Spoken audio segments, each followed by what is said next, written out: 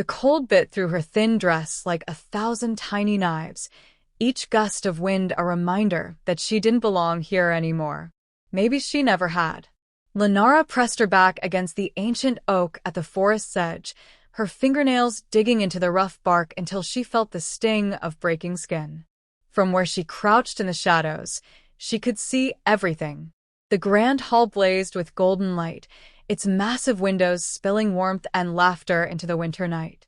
Inside, her former packmates danced and celebrated, their voices rising in chorus as they prepared for the sacred mating ceremony. The ceremony she'd helped plan. The ceremony she'd been cast out from just hours before. Her breath came in shallow gasps, fogging in the frigid air. She should leave. Should turn and run deeper into the woods where no one would find her, where she wouldn't have to watch them celebrate her exile. But her feet refused to move. Something kept her rooted there, hidden among the pines and shadows, bearing witness to her own erasure. The dress she wore, the only nice thing she owned, was already soaked through from the snow. She'd put it on this morning with trembling hands, believing she'd finally be allowed inside. Believing that maybe, after years of serving in silence, of cleaning their halls and mending their clothes and keeping their secrets, she might be seen, might be valued, might be chosen. The memory of Beta Corvin's face swam before her eyes, his expression carved from stone as he'd blocked the entrance 3 hours ago. Council's orders, Lenara. Unmated Omegas without family sponsorship aren't permitted at the ceremony. You know the rules. She'd known the rules. What she hadn't known was that they'd changed them specifically to keep her out.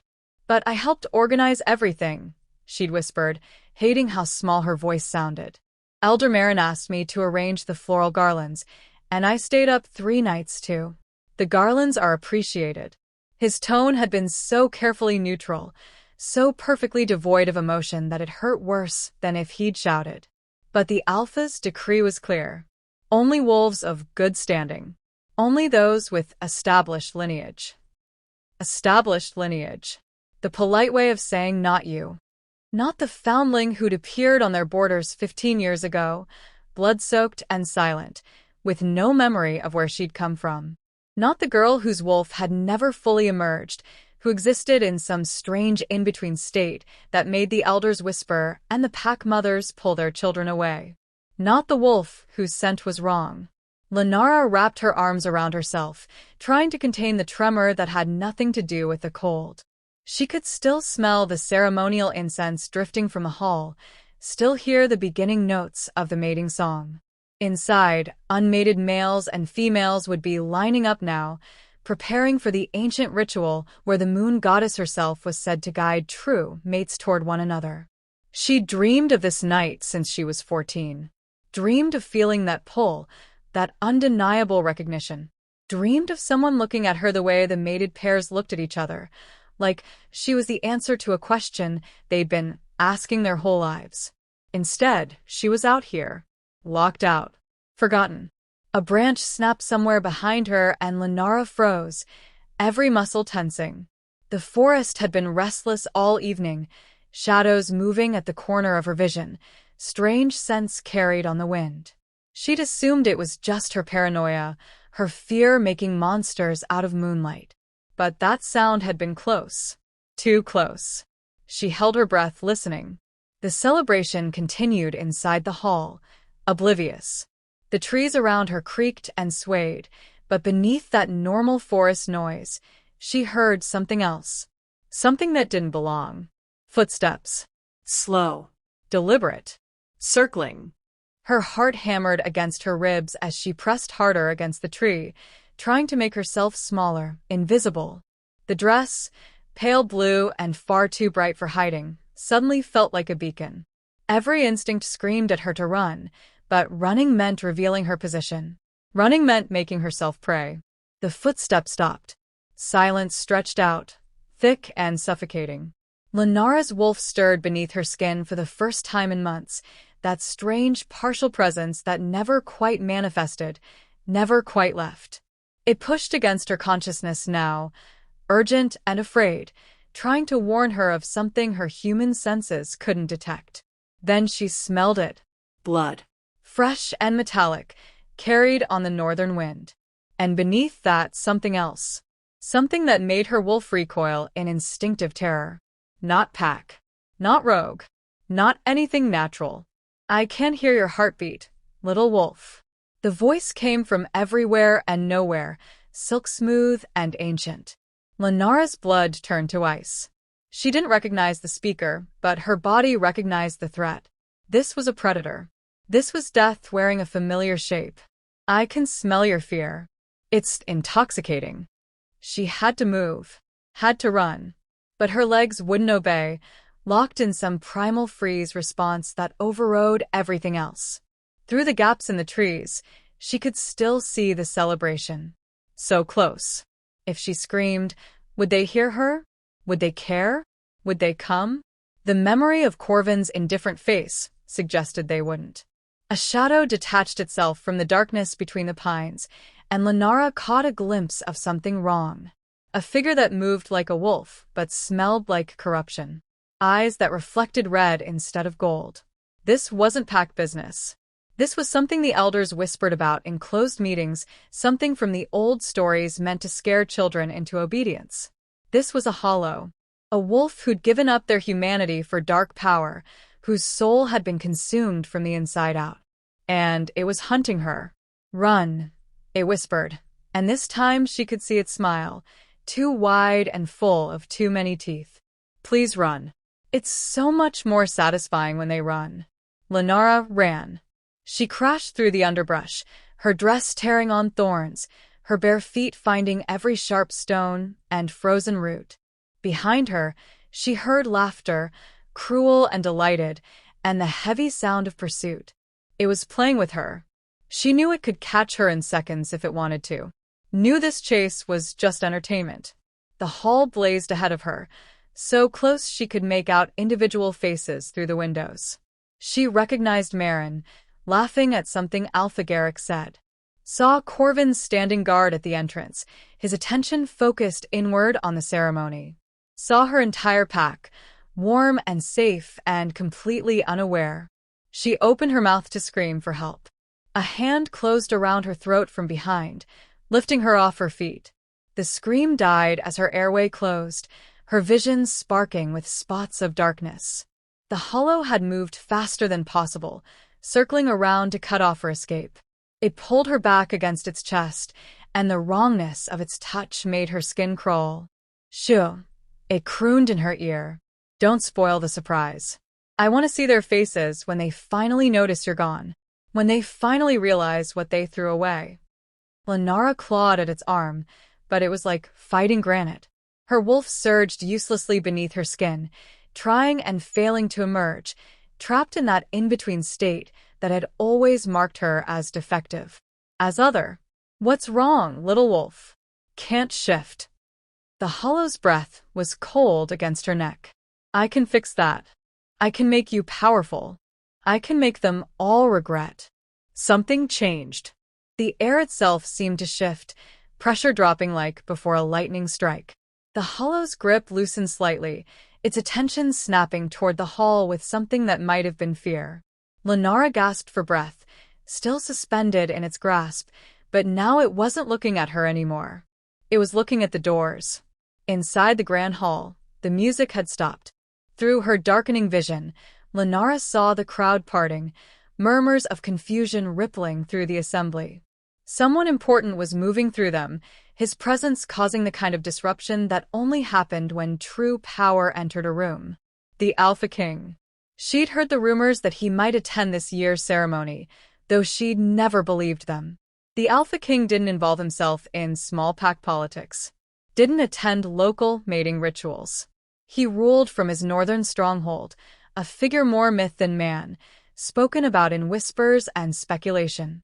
But there he was, and even from here, even through the windows and the darkness and her own dying vision, Lenara felt him. Felt the weight of his presence like gravity itself had shifted in his direction. He stopped mid-stride in the center of the hall. The hollow's grip tightened painfully. No. No, this wasn't supposed to. The Alpha Kings had turned. Slowly. Deliberately. His gaze swept the room once, then moved beyond the windows, beyond the warm lights and the assembled pack, out into the darkness where Lenara hung in a monster's grip, her life bleeding away in heartbeats. Their eyes met across the impossible distance, and the world caught fire. Not literal fire, though Lenara felt heat flood through her veins like nothing she'd ever experienced.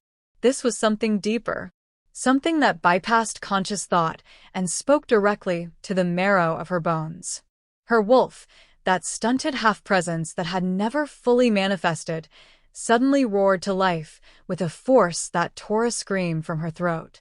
The hollow dropped her. She hit the frozen ground hard, gasping and choking, her body convulsing as power she'd never felt before ripped through her system.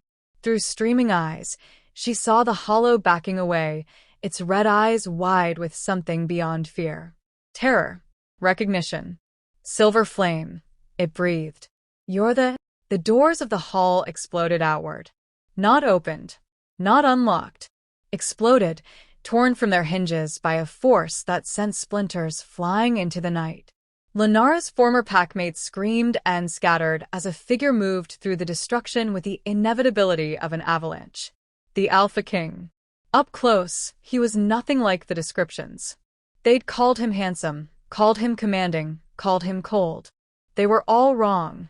He was a force of nature wearing a man's face, power radiating from him in waves that made the air shimmer.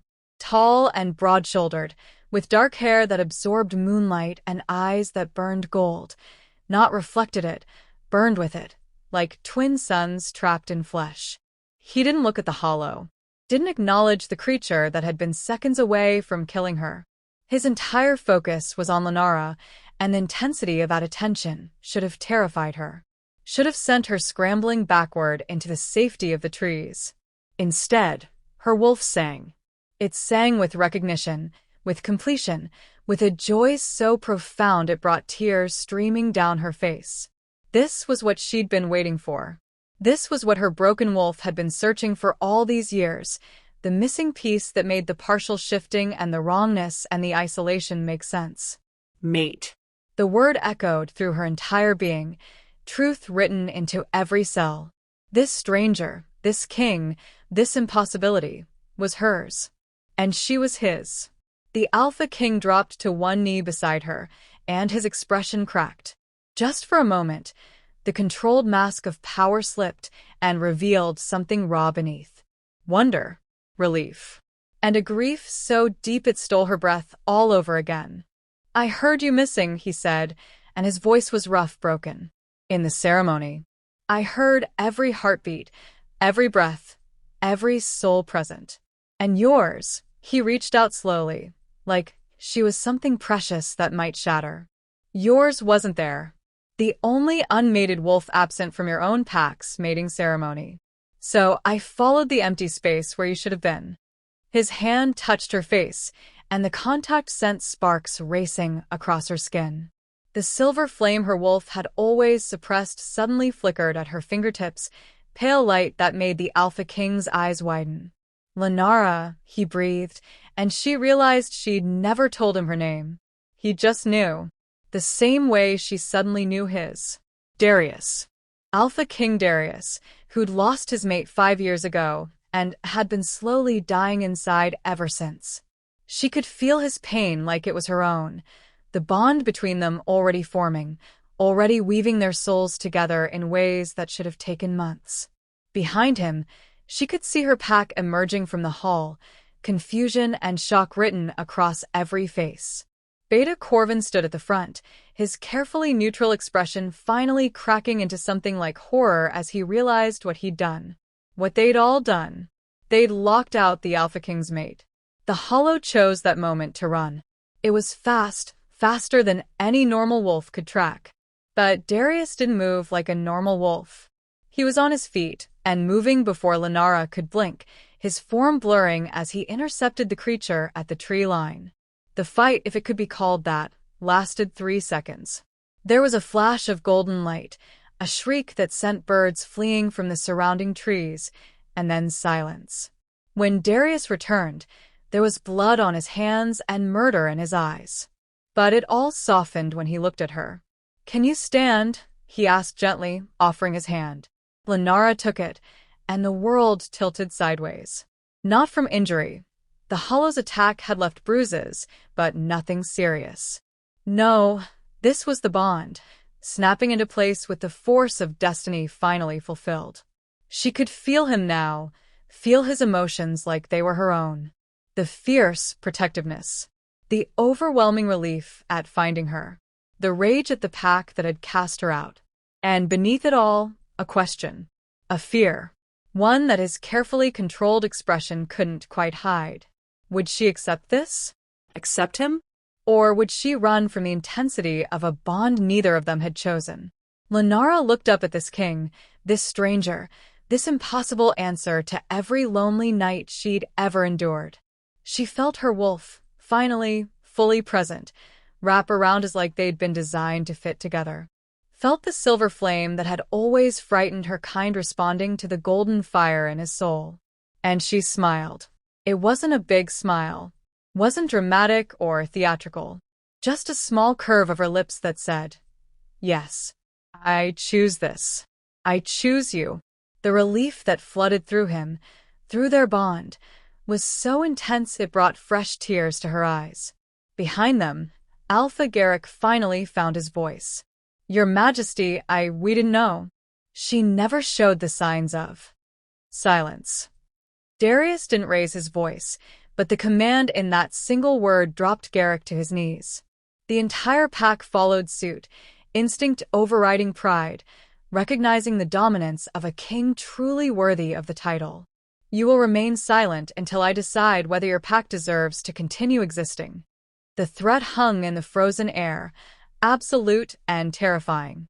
Lenara felt his rage through the bond, felt how close he was to doing exactly that. Felt how only her presence, her hand in his, kept that destructive power leashed.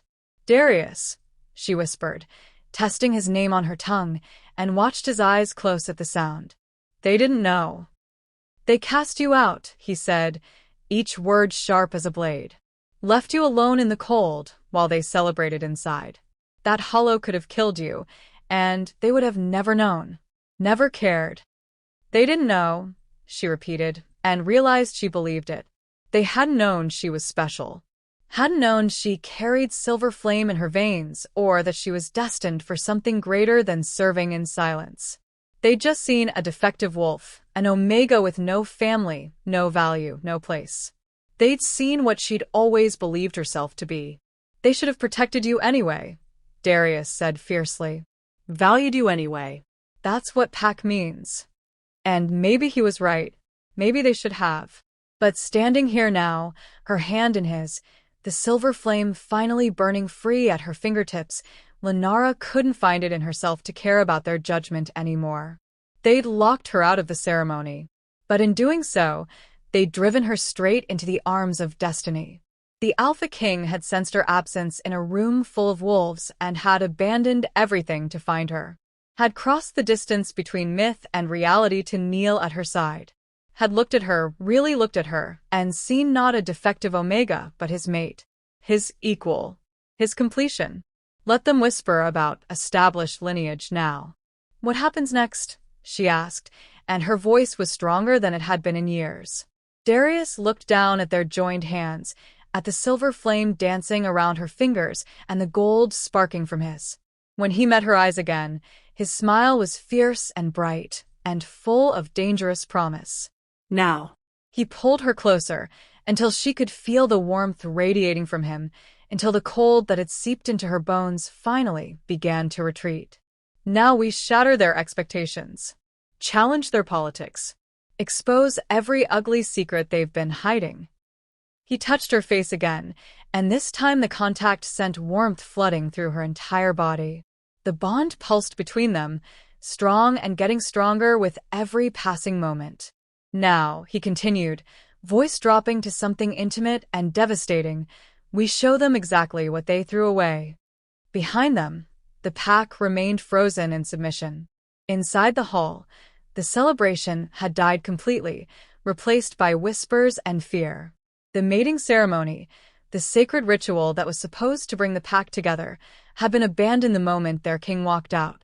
All for a girl they deemed unworthy. Lenara looked back at the building one final time. At the golden light spilling from its broken doors. At the faces of wolves she'd served for years without question, without appreciation. At the life she'd thought she wanted, revealed now for the small and suffocating thing it had always been. "I don't want revenge," she said quietly, surprising herself with the truth of it. I just want to know why. Why me? Why now? Why does my wolf feel like she's been waiting her whole life for you?" Darius was quiet for a long moment, and through the bond she felt him weighing his words. Felt the secrets he carried, the knowledge that would change everything. "Because you're not just my mate, Lenara," he finally said, and his voice carried the weight of prophecy. "You're the one the old stories warned about. The silver flame that burns when darkness rises.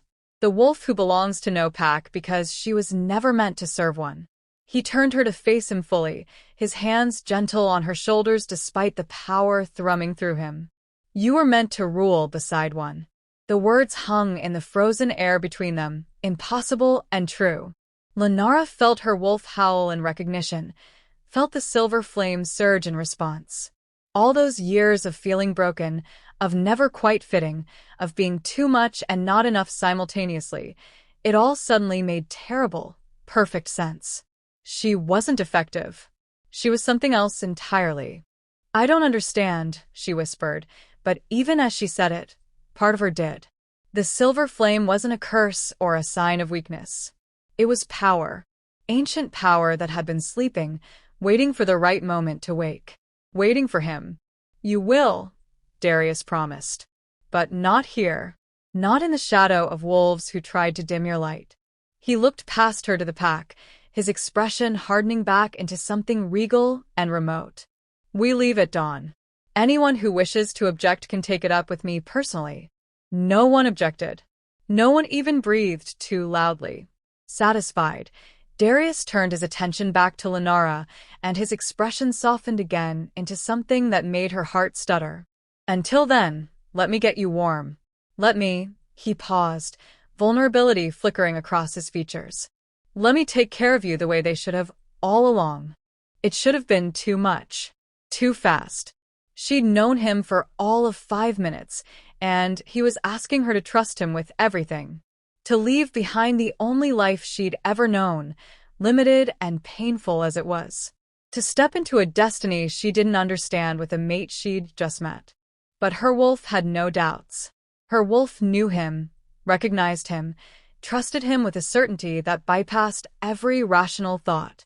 And standing there in the frozen woods, her body still shaking from the hollow's attack, the cold seeping through her ruined dress. She wanted nothing more than to let someone else carry the weight for a while. "Okay," she breathed, and watched his eyes close in relief, so profound it echoed through their forming bond like a prayer answered. He swept her into his arms without warning, and the warmth of him against her was so sudden and overwhelming that she gasped. She could feel his heartbeat against her side, steady and strong. Could smell winter pine, and something uniquely him, something that made her wolf preen with satisfaction. "Home," her wolf whispered. Finally home.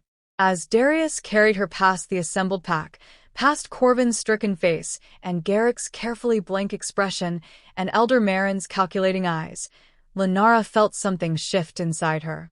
The girl who'd pressed herself small and grateful for any scraps of acceptance was dying. Had died, maybe, the moment the hollow's hand closed around her throat, and her pack did nothing. What rose in her place was something new. Something silver and fierce and unafraid. The pack had locked her out of the ceremony. The Alpha King had found her anyway. And in finding her, he'd changed everything. As they disappeared into the darkness beyond the hall's light, Lenara looked back one final time. Saw the ceremony she'd dreamed of attending, now abandoned and meaningless. Saw the wolves who dismissed her, now forced to acknowledge what they'd lost. Saw the life she'd thought she wanted, revealed as the cage it had always been. The cold wind picked up, carrying snow and secrets, and somewhere in the distance, a wolf howled. Tomorrow, she would wake up in a new world, would begin learning what it meant to carry silver flame in her veins and destiny in her bones, would start unraveling the mystery of why a king had sensed her absence in a room full of wolves and had abandoned everything to find her. But tonight, she let herself be carried. Let herself be warm. Let herself trust in the arms of a mate she'd just met but her soul had known forever.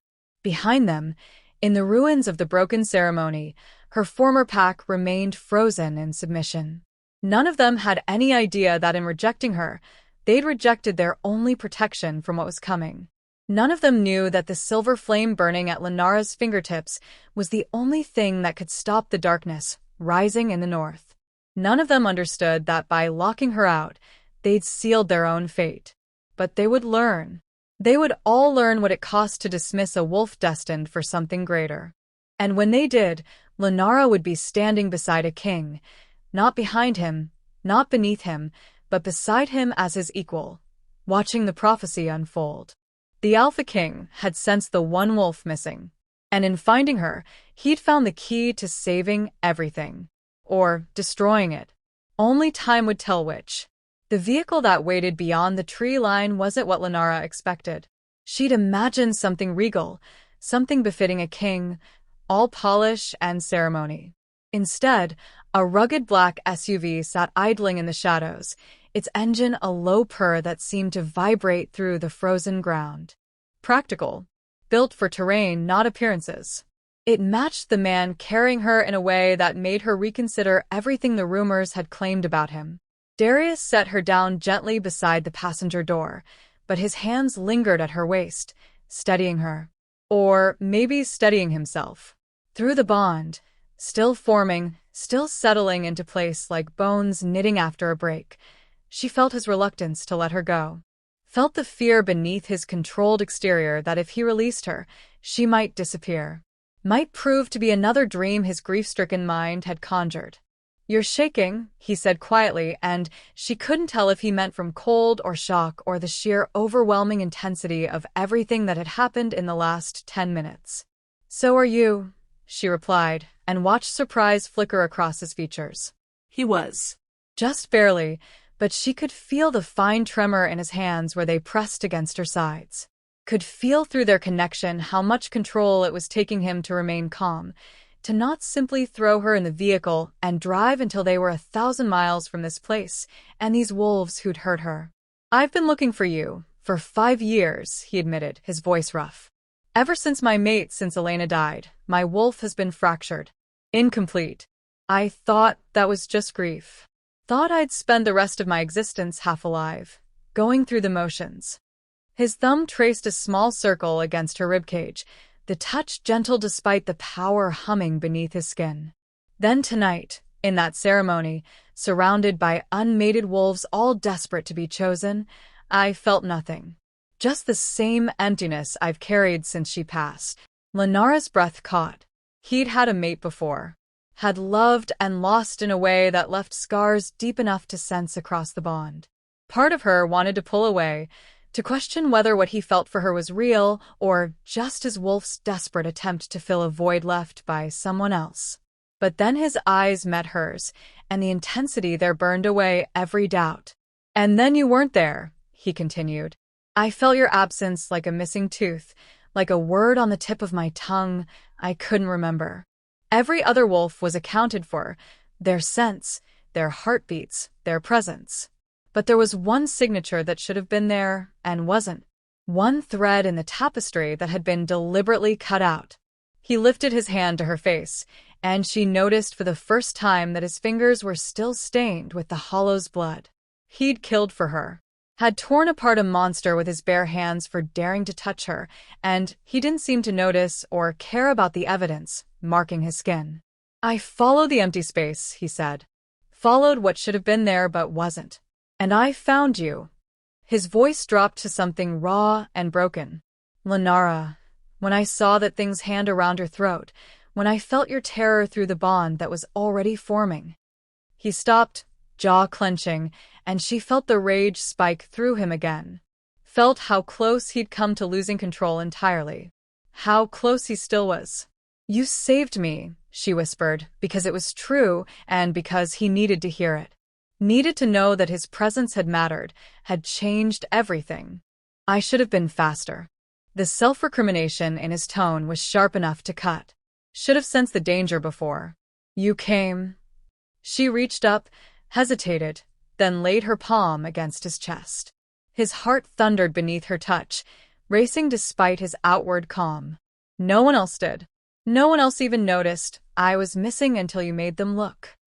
The truth of that settled between them, heavy and damning.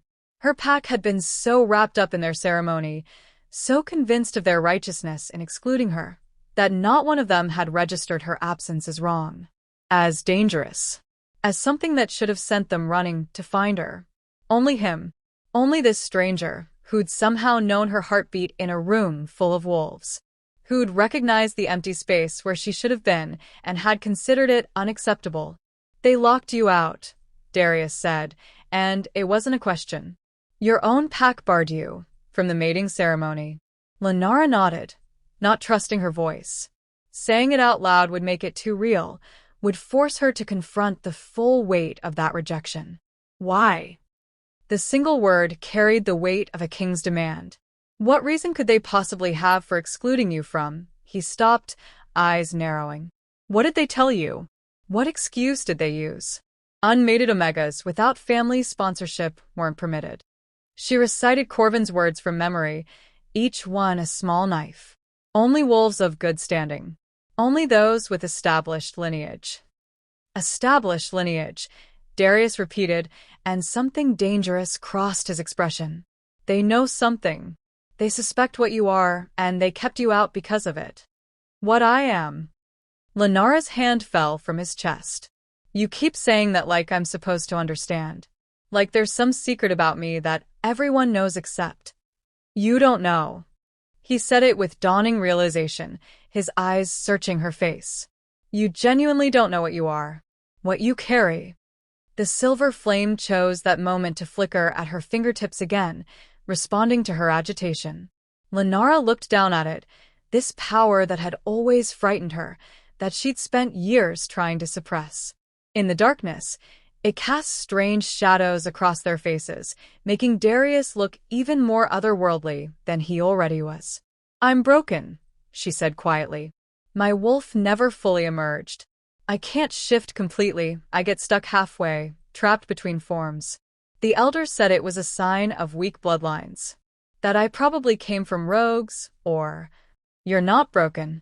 His voice was firm, absolute. "Lenara, look at me." She did, reluctantly, expecting to see pity. Instead, she found something that looked almost like awe. "You're not broken," he repeated. "You're dormant. There's a difference." "I don't understand." "I know." He pulled off his jacket, expensive leather that probably cost more than everything she owned, and wrapped it around her shoulders. The warmth was immediate and overwhelming, carrying his scent. Her wolf practically purred at being surrounded by it. "And I will explain everything. But not here. Not where they can hear." He glanced back toward the pack hall, where shadows had begun emerging. Wolves were recovering from their shock, gathering courage. Soon they would approach, would demand explanations, would try to interfere with whatever was happening between their cast-out Omega and the Alpha King. "Will you come with me?" Darius asked, and the vulnerability in the question made her chest ache. "I know this is fast. I know you have no reason to trust me beyond what the bond tells you. But Lenara, I swear on everything I am, I will keep you safe. I will answer every question you have. And I will never, ever lock you out in the cold."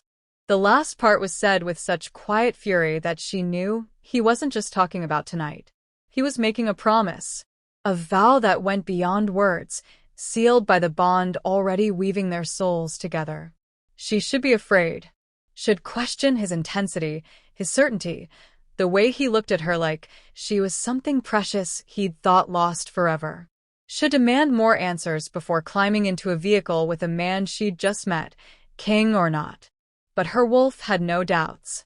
Her wolf knew him, trusted him with a certainty that bypassed every logical concern. And somewhere deeper than thought, in the place where instinct lived, Lenara knew too. This was right. This was meant to be. Yes, she said simply. The relief that flooded through him was so intense she felt it in her own chest, indistinguishable from her own emotions. He opened the passenger door, one hand steadying her as she climbed in. The interior was warm, the leather seats heated. Small considerations that felt monumental after hours in the cold. Before he closed the door, Darius paused. I need to address your alpha.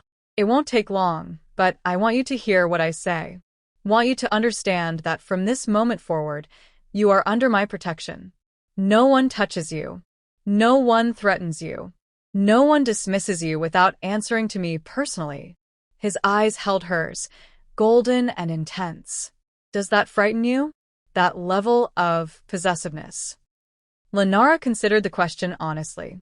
A day ago, an hour ago, it might have. The idea of someone claiming her so completely, of inserting himself between her and the only life she'd known, would have seemed overwhelming. Suffocating. But that was before the Hollow's hand closed around her throat. Before she'd looked into the windows of the celebration and realized with absolute clarity that not one of them would have saved her. That she'd spent years serving wolves who viewed her as less than, who'd cast her out the moment her presence became inconvenient. No, she said quietly. It doesn't frighten me. If anything, it made her feel safer than she had in years. Darius nodded once, something fierce and satisfied crossing his features.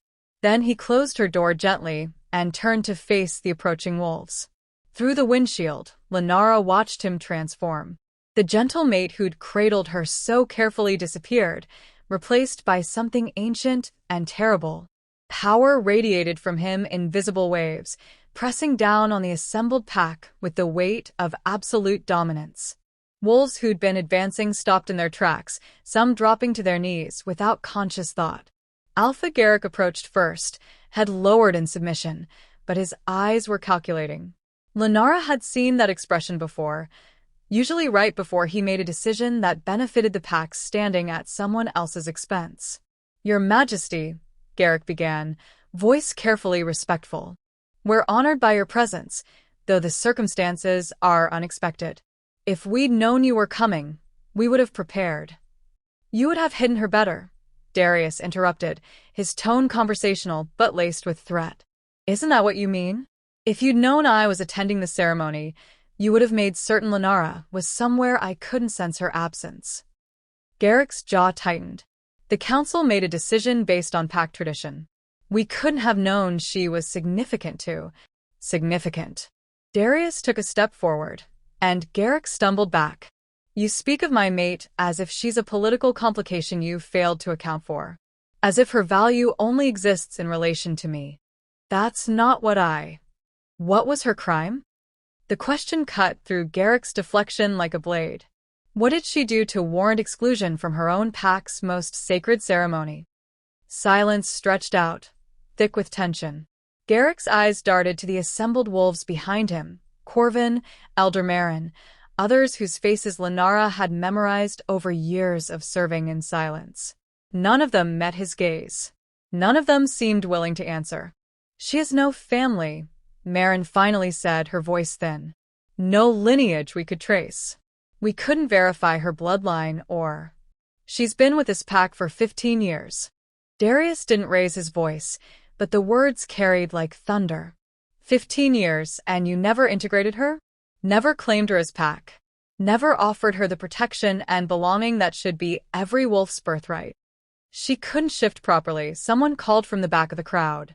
Her wolf was wrong. Incomplete.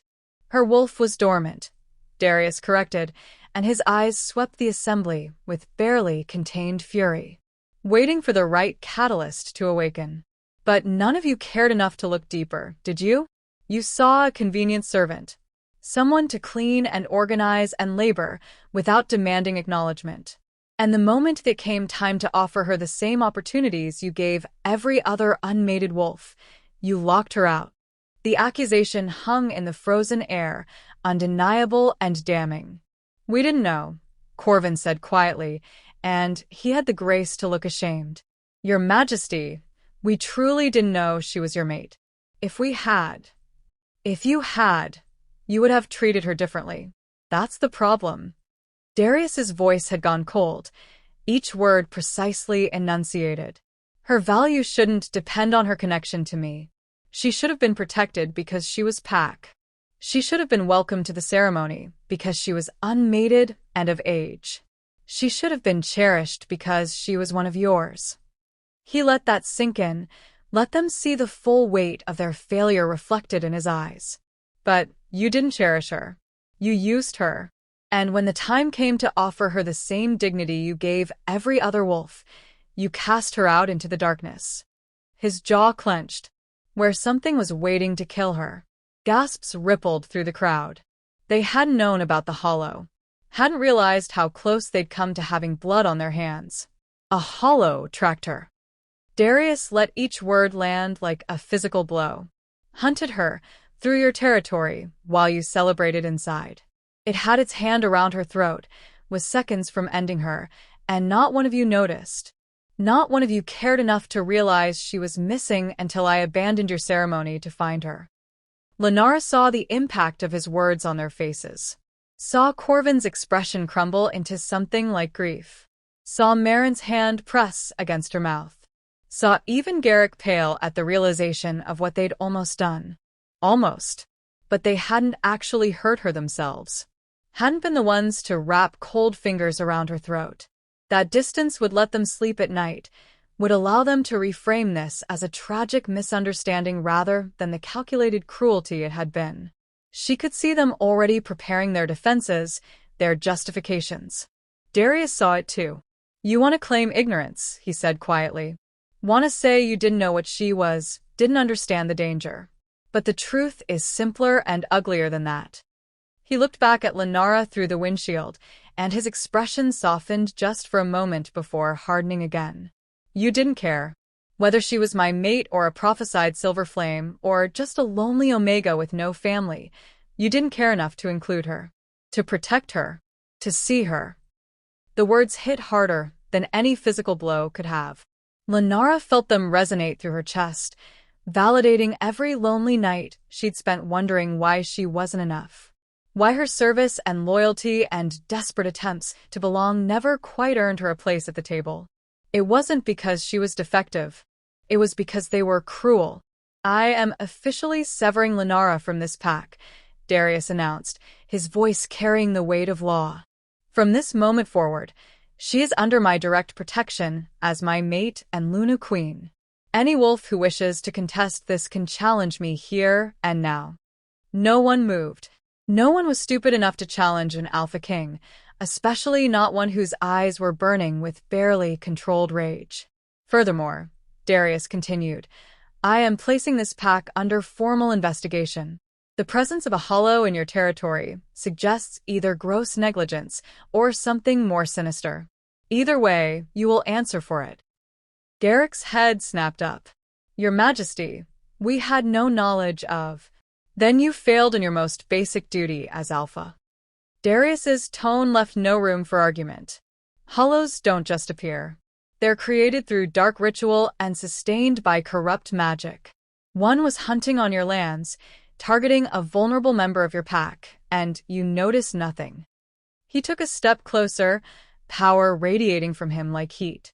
So either you're incompetent or you're complicit. I'll be thorough in determining which. The threat was clear. Garrick's pack, his leadership, his very existence as Alpha, all of it was suddenly in question. You can't. Garrick started, then stopped as Darius's eyes narrowed dangerously. Can't what? Exercise my authority as Alpha King? Hold you accountable for the safety of wolves in your territory? Darius smiled, and it was a terrible thing. Or did you forget that your pack exists at my pleasure? That every alpha in my territory rules because I allow it? The reminder of the power dynamic was brutal and necessary. Garrick had gotten comfortable, had started believing his authority was inherent rather than granted. Darius was stripping away that illusion with surgical precision. My investigator will arrive tomorrow, Darius said. You will give him complete access to your territory, your records, and your pack members. You will cooperate fully, or I will dismantle your pack and distribute your wolves to alphas who actually know how to protect them." He turned to leave, then paused, looking back over his shoulder. "One more thing. If I hear of any retaliation against wolves who speak to my investigator, any threats, any intimidation, any unfortunate accidents, I will remove you myself. Personally. And I promise you, Garrick, I won't be gentle about it." The alpha paled but nodded, recognizing the promise for what it was. Not a threat. A guarantee. Satisfied, Darius returned to the SUV and slid into the driver's seat. The engine purred to life, and Lenara felt them begin moving, leaving behind the pack haul and the wolves and the life she'd thought she wanted. For a long moment, neither of them spoke. Darius navigated the forest road with practiced ease, his hands steady on the wheel despite the tension radiating through his frame. Through the bond, Lenara could feel him struggling to leash his rage, to calm the protective instincts that wanted to turn the vehicle around and finish what he'd started. "You didn't have to do that," she finally said, her voice barely above a whisper. "Yes," he replied quietly, "I did. They'll hate me now. Will blame me for. They already rejected you." He glanced at her, gold eyes reflecting in the dashboard light. "Their opinion of you can't get worse, Lenara. But my opinion of them certainly has." She wanted to argue, wanted to defend the pack that had been her whole world for 15 years, despite everything. But the words wouldn't come, because deep down she knew he was right. They'd made their choice when they locked the doors. When they left her shivering in the cold while they celebrated inside. When they'd valued their traditions over her safety. "Where are we going?" she asked instead. "Somewhere safe. Somewhere warm." He reached across the center console and found her hand, threading their fingers together. The contact sent sparks of sensation up her arm, the mate bond singing at the simple touch. "Somewhere you can rest and recover, and start getting answers to the 1,000 questions I can feel churning through your mind." She looked down at their joined hands, his large and scarred from years of fighting, hers small and work-roughened from years of service. They shouldn't fit together, this king and his cast-out Omega. The difference in their stations was so vast it should have been laughable. But they did fit. Perfectly. Like pieces of a puzzle that had been searching for each other across distance and time and circumstance. "Darius?" She hesitated, then pushed forward. "You said you've been looking for me for 5 years. Since your mate died. But how is that possible? The bond, it doesn't work like that. You can't just find a new mate after losing your first." He was quiet for a long moment, his thumb tracing circles on her palm. "You're right. Normally you can't. When a mate dies, the bond dies with them. The surviving wolf lives out their days alone, unable to form that connection with anyone else." "Then how?" "Elena wasn't my true mate." The words were soft but devastating. Lenara felt the grief pulse through him, old but still sharp. Felt the guilt and love and regret all tangled together into something complicated and painful. "She was my chosen mate," he continued. "Selected by my parents when we were young, bonded through ceremony rather than destiny. I cared for her deeply, loved her as much as I was capable of loving someone my soul hadn't chosen. And when she died, I grieved her truly." He pulled the vehicle to a stop at what looked like a private airstrip, a sleek plane waiting in the darkness. But he didn't move to get out. Just sat there, hand still holding hers, looking straight ahead. "But my wolf never settled," he admitted. "Even mated to Elena, even years into our bond, there was always this restlessness. This sense that something was missing. I thought I was broken. Thought maybe I was incapable of being satisfied, of accepting what I had." He finally looked at her, and his eyes were haunted. Then she died, and the grief was real, but beneath it relief. My wolf felt relief that the bond was broken, and I hated myself for it. Lenara squeezed his hand, unable to find words adequate for the complexity of what he was describing. The guilt of loving someone but not being in love with them. The shame of feeling freed by their death even while mourning them genuinely. "I've spent 5 years trying to understand why," Darius continued.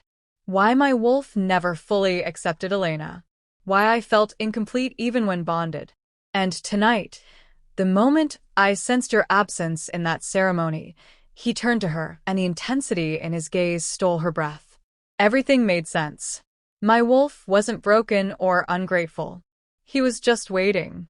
Waiting for you. The explanation settled over her like a blanket, warm and heavy. This wasn't a rebound. Wasn't him trying to replace someone he'd lost. This was destiny finally correcting course, bringing together souls that should have found each other years ago. Your turn, he said gently. Ask me what you really want to know. Lenara took a breath, then let the question out. The one that had been burning in her mind since the moment their eyes met across the impossible distance. What am I? Darius smiled, sad and knowing. You're the answer to a prophecy that's haunted my kingdom for a century. You're a silver flame bearer, a wolf capable of wielding ancient magic that was supposed to have died out generations ago. He reached up, tucking a strand of her hair behind her ear. And you're mine. My true mate. The one my wolf has been searching for since before I even understood what searching meant. The silver flame flickered at her fingertips again, brighter this time, responding to his words. To his certainty. I'm scared, she admitted. I know. He brought her hand to his lips, pressing a kiss against her knuckles that sent heat racing through her veins. But Lenara, I promise you, whatever you are, whatever power you carry, whatever destiny awaits, you won't face it alone. Not anymore. Through the bond, she felt the absolute truth of his words. Felt his determination to protect her, to stand beside her, to weather whatever storm was coming together. And for the first time in 15 years of serving a pack that never saw her, Lenara felt something shift inside her chest. She felt home. The plane was nothing like Lenara expected. Sleek and private, yes, but not ostentatious. The interior was designed for comfort rather than display. Soft leather seats, warm lighting, and a quietness that felt almost sacred after the chaos of the night. As they lifted into the sky, leaving behind the packlands and the only life she'd ever known, Lenara felt something inside her chest crack open. Relief. Grief. Terror.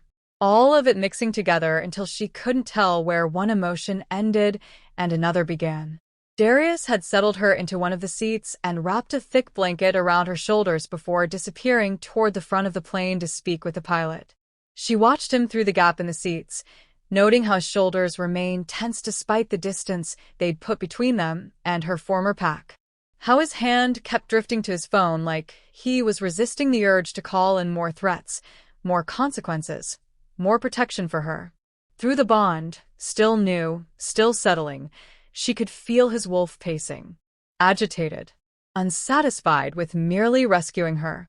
It wanted to go back, wanted to tear apart every wolf who'd ever dismissed her, wanted to burn down the hall where they'd celebrated while she froze outside. The intensity of his protective rage should have frightened her.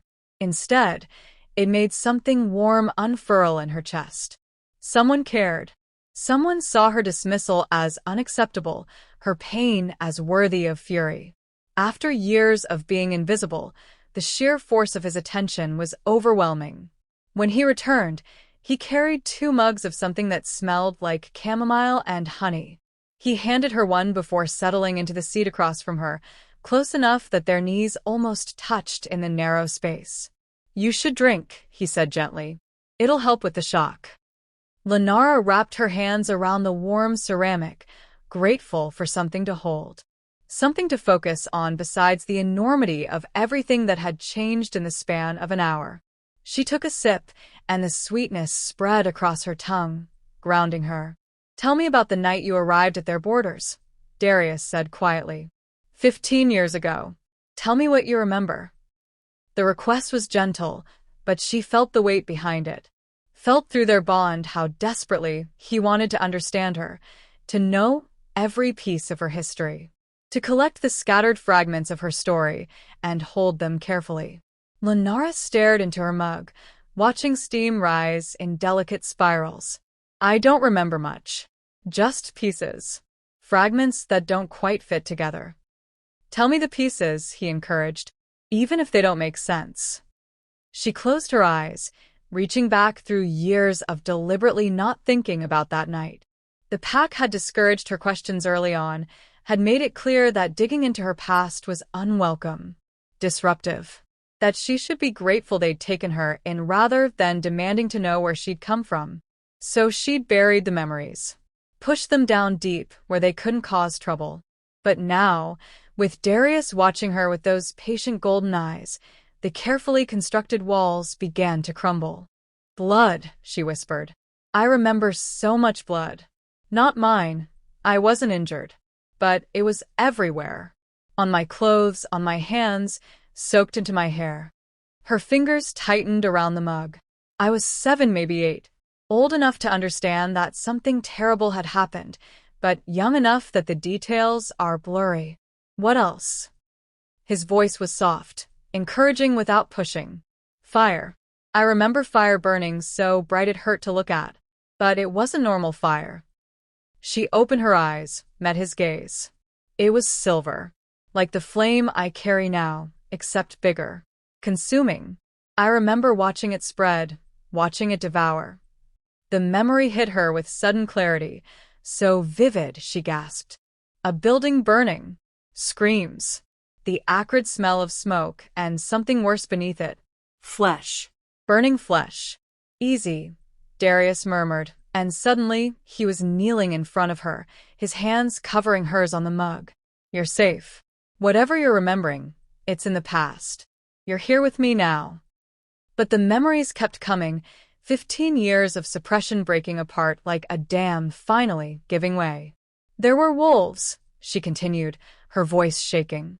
Fighting. Dying. I remember hiding. Someone put me in a closet or a cellar, somewhere dark and confined. They told me not to make a sound, not to come out no matter what I heard. Her breath hitched. I remember crying. Remember being so scared I couldn't breathe. And then nothing. Just darkness and silence, and when I finally came out, everyone was gone. Everyone. Darius's thumbs traced soothing circles on her hands, anchoring her to the present even as the past threatened to pull her under. Dead, she clarified, and the word tasted like ash. Everyone was dead. The building was still burning, that silver fire consuming everything. Bodies everywhere. Some I recognized, some I didn't.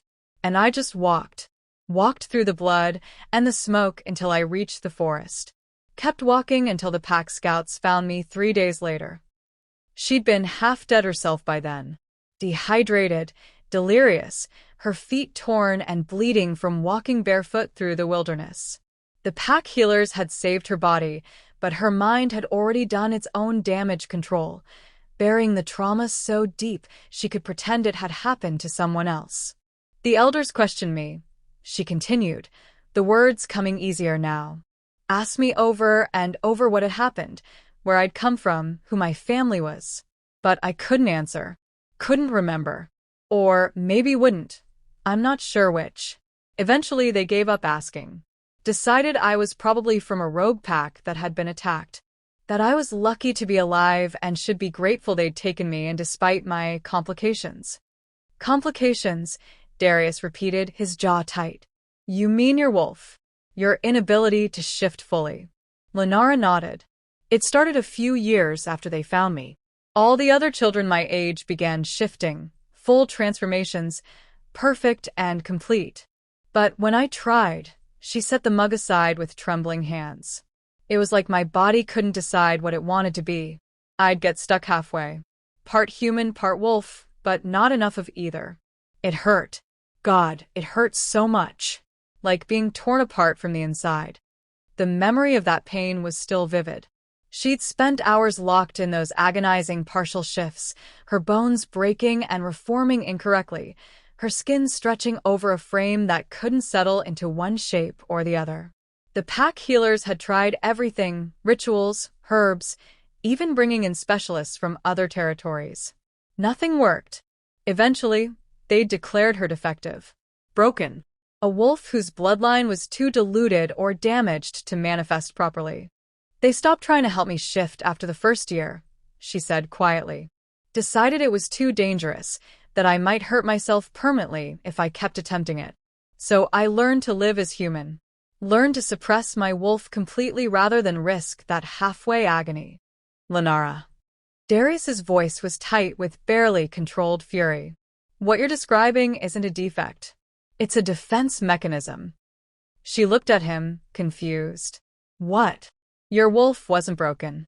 She was protecting you. He sat back on his heels, his hands still holding hers. Silver flame bearers don't manifest the same way normal wolves do. The power is too volatile, too dangerous to emerge without the right catalyst. So the wolf stays dormant, trapped in that halfway state, until what? His eyes met hers, intense and knowing. Until they find their true mate.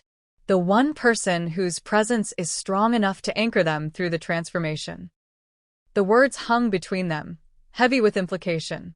Lenara's wolf stirred beneath her skin, responding to his proximity.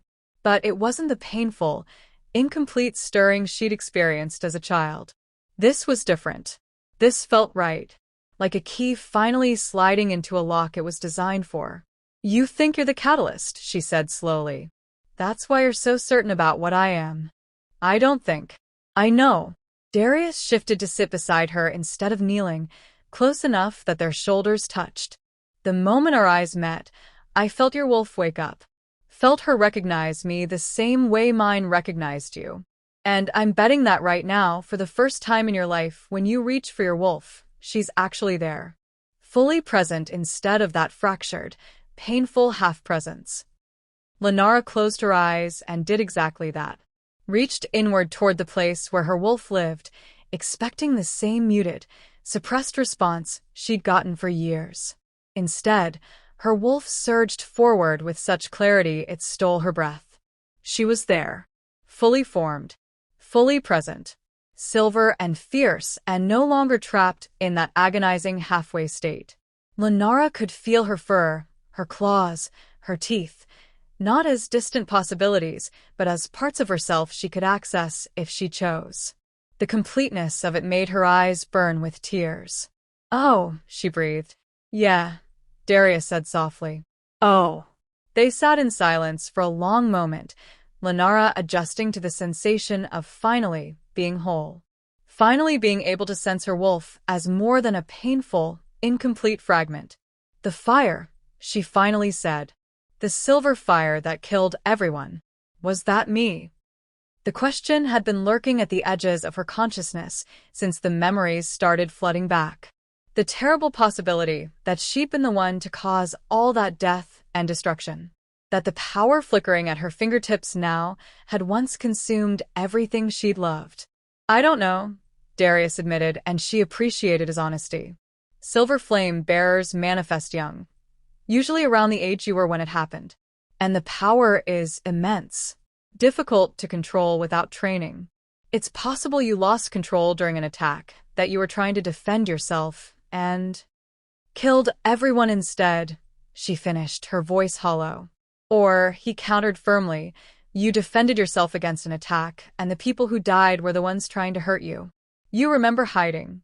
Remember someone protecting you, telling you to stay quiet. That doesn't sound like you were the aggressor, Lenara. That sounds like you were the target. She wanted to believe him.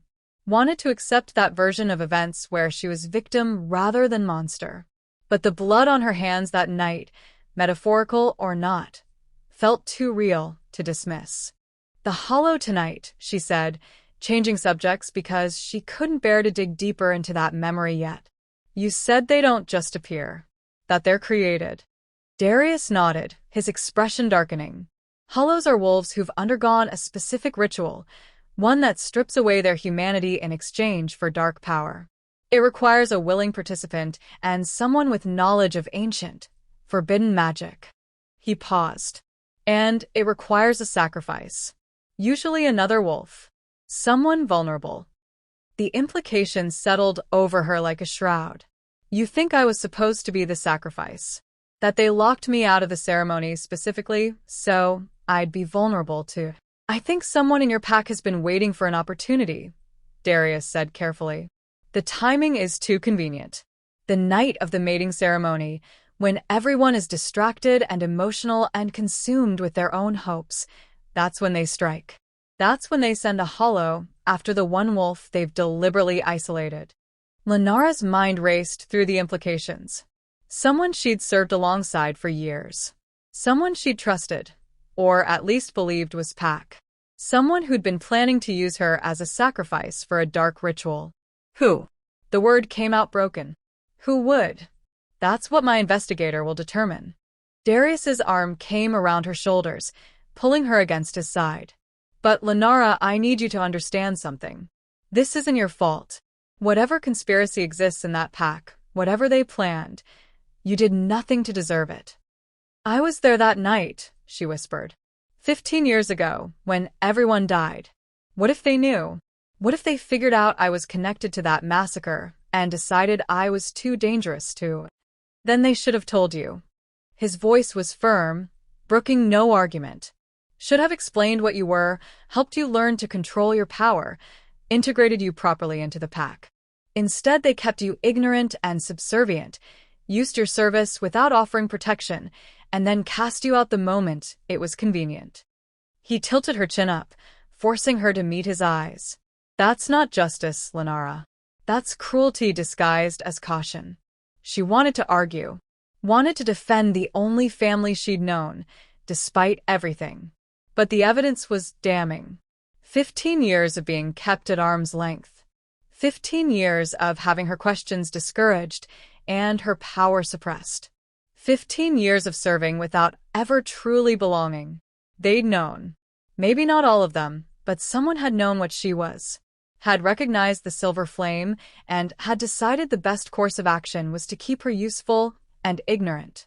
To benefit from her labor, while ensuring she never understood her own worth. I hate them, she said quietly, surprised by the venom in her own voice. I spent so long trying to earn their approval, trying to prove I deserved to belong. And they were never going to accept me. Were they? No, Darius said simply. They weren't. The confirmation hurt, but it was also freeing. She could stop trying now. Could stop twisting herself into shapes designed to please wolves who'd already decided she wasn't enough. Tell me about the silver flame, she said, changing subjects again. You keep saying it's ancient magic, that it's powerful. But what does that actually mean? What am I supposed to be able to do? Darius was quiet for a moment, clearly weighing how much to tell her. How much truth she could handle in one night. The silver flame is defensive magic, he finally said. Created by the moon goddess herself to protect her children during the Dark Wars, a period centuries ago when supernatural creatures were being hunted to extinction by humans and darker forces. Wolves who carried the silver flame could create barriers, could burn away corruption and dark magic, could heal wounds that should have been fatal. He traced his finger along her palm, following the lines there. But the power came at a cost. Silver flame bearers burned bright and died young. The magic consumed them from the inside out if they used it too frequently or too intensely. So the moon goddess changed the manifestation, made it dormant until the bearer found their true mate, someone whose presence could anchor them, could help control the power so it didn't burn them alive. Lenara stared at their joined hands, processing. So without you, if I'd tried to use this power, you would have burned, he confirmed quietly.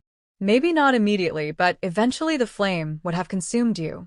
That's probably why your wolf stayed trapped.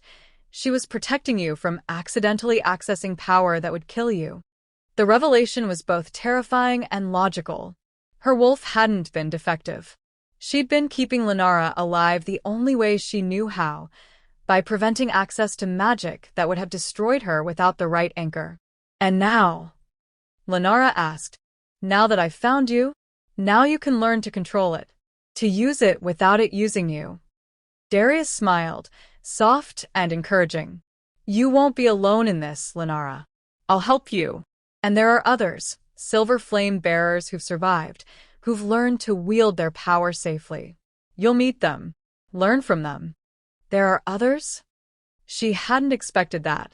Hadn't imagined she might not be alone in carrying this strange, ancient power. 3 that I know of, Darius confirmed. All mated, all trained. They're rare. Maybe 1 in 10,000 wolves carries the potential. But they exist. And they'll help you understand what you are, what you can become. The promise of community, of others who might understand what she was experiencing, made something tight in her chest loosen. She wouldn't be the only one. Wouldn't be isolated with power she didn't understand and couldn't control. What happened to my family? The question emerged before she could stop it. My real family. The ones who died that night. Darius's expression grew carefully neutral. I don't know yet, but I will find out. I have resources, connections to historians and record keepers who specialize in old wolf bloodlines. If your family existed in any official capacity, I'll track them down. And if they didn't, then we'll search unofficial sources. Rogue packs, exile communities, wolves who live outside traditional territories. His hand squeezed hers. One way or another, Lenara, I will get you answers. I promise. She believed him, felt through the bond how seriously he took that promise. How he'd already begun mentally cataloging resources, making plans, preparing to dedicate whatever time and effort necessary to uncover her history. Why? She asked softly. Why does it matter so much to you? Darius looked at her for a long moment, his golden eyes intense. Because you deserve to know where you came from. Because whoever took that knowledge from you, whether through violence or deliberate suppression, stole something fundamental. He lifted their joined hands, pressed a kiss to her knuckles. And, because you're mine now, what hurts you, hurts me. What you need, I need. That's what the mate bond means. The declaration was possessive and protective and should have felt overwhelming. But instead, it felt like safety. Like finally having someone in her corner who wouldn't dismiss her needs as inconvenient or her questions as disruptive. I'm not used to this, she admitted. To someone caring about me specifically. Not what I can do for them, or how useful I can be. Just me. Get used to it, Darius said, a hint of steel beneath the gentleness. Because I'm not going anywhere. And neither are you. Whatever else happens, whatever we uncover about your past or your power, you're mine, and I protect what's mine. The silver flame flickered at her fingertips again, brighter than before. But this time, Lenara didn't try to suppress it. Didn't force it down out of fear or shame. She let it burn, let the light dance across their joined hands, marveling at how it didn't hurt. How it felt warm and right and completely under her control.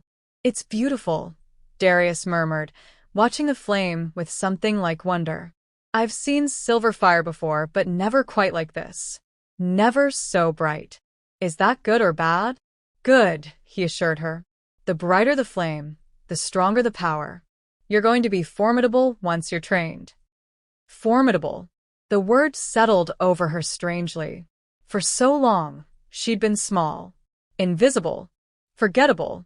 The idea that she might become something powerful, something that commanded attention and respect, it felt impossible and terrifying and secretly thrilling all at once. What if I can't control it? The fear slipped out before she could contain it. What if I hurt someone? What if I'm dangerous? Then you'll learn control, Darius said simply. The same way every wolf learns to control their shift, their strength, their instincts. You'll practice. You'll train. You'll make mistakes and learn from them. His eyes held hers, steady and certain. But you won't be doing it alone. And you won't be punished for being powerful. That's what they did.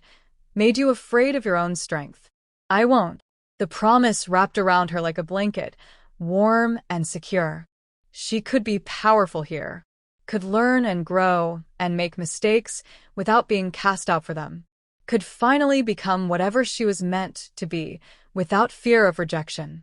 I'm tired, she admitted, suddenly feeling the weight of the entire night crash over her. The ceremony, the cold, the Hollow's attack, the bond forming, the memories flooding back. It was too much to process all at once. Sleep, Darius said immediately, adjusting their position so she could curl against his side more comfortably. We have a few hours before we land. Rest now. Everything else can wait. Lenara wanted to protest. Wanted to stay awake and ask more questions. Demand more answers. But her body had other ideas, exhaustion pulling her under with the relentless tide. The last thing she felt before sleep claimed her was Darius's hand stroking her hair, gentle and protective. And through their bond, the steady reassurance that she was safe, that she was valued, that she was finally home. For the first time in 15 years, Lenara slept without nightmares. She didn't dream of silver fire consuming everything she loved. Didn't wake up gasping with phantom blood on her hands. Instead, she dreamed of running through moonlit forests with a silver wolf at her side, powerful and whole and perfectly free. When she stirred hours later, they were descending.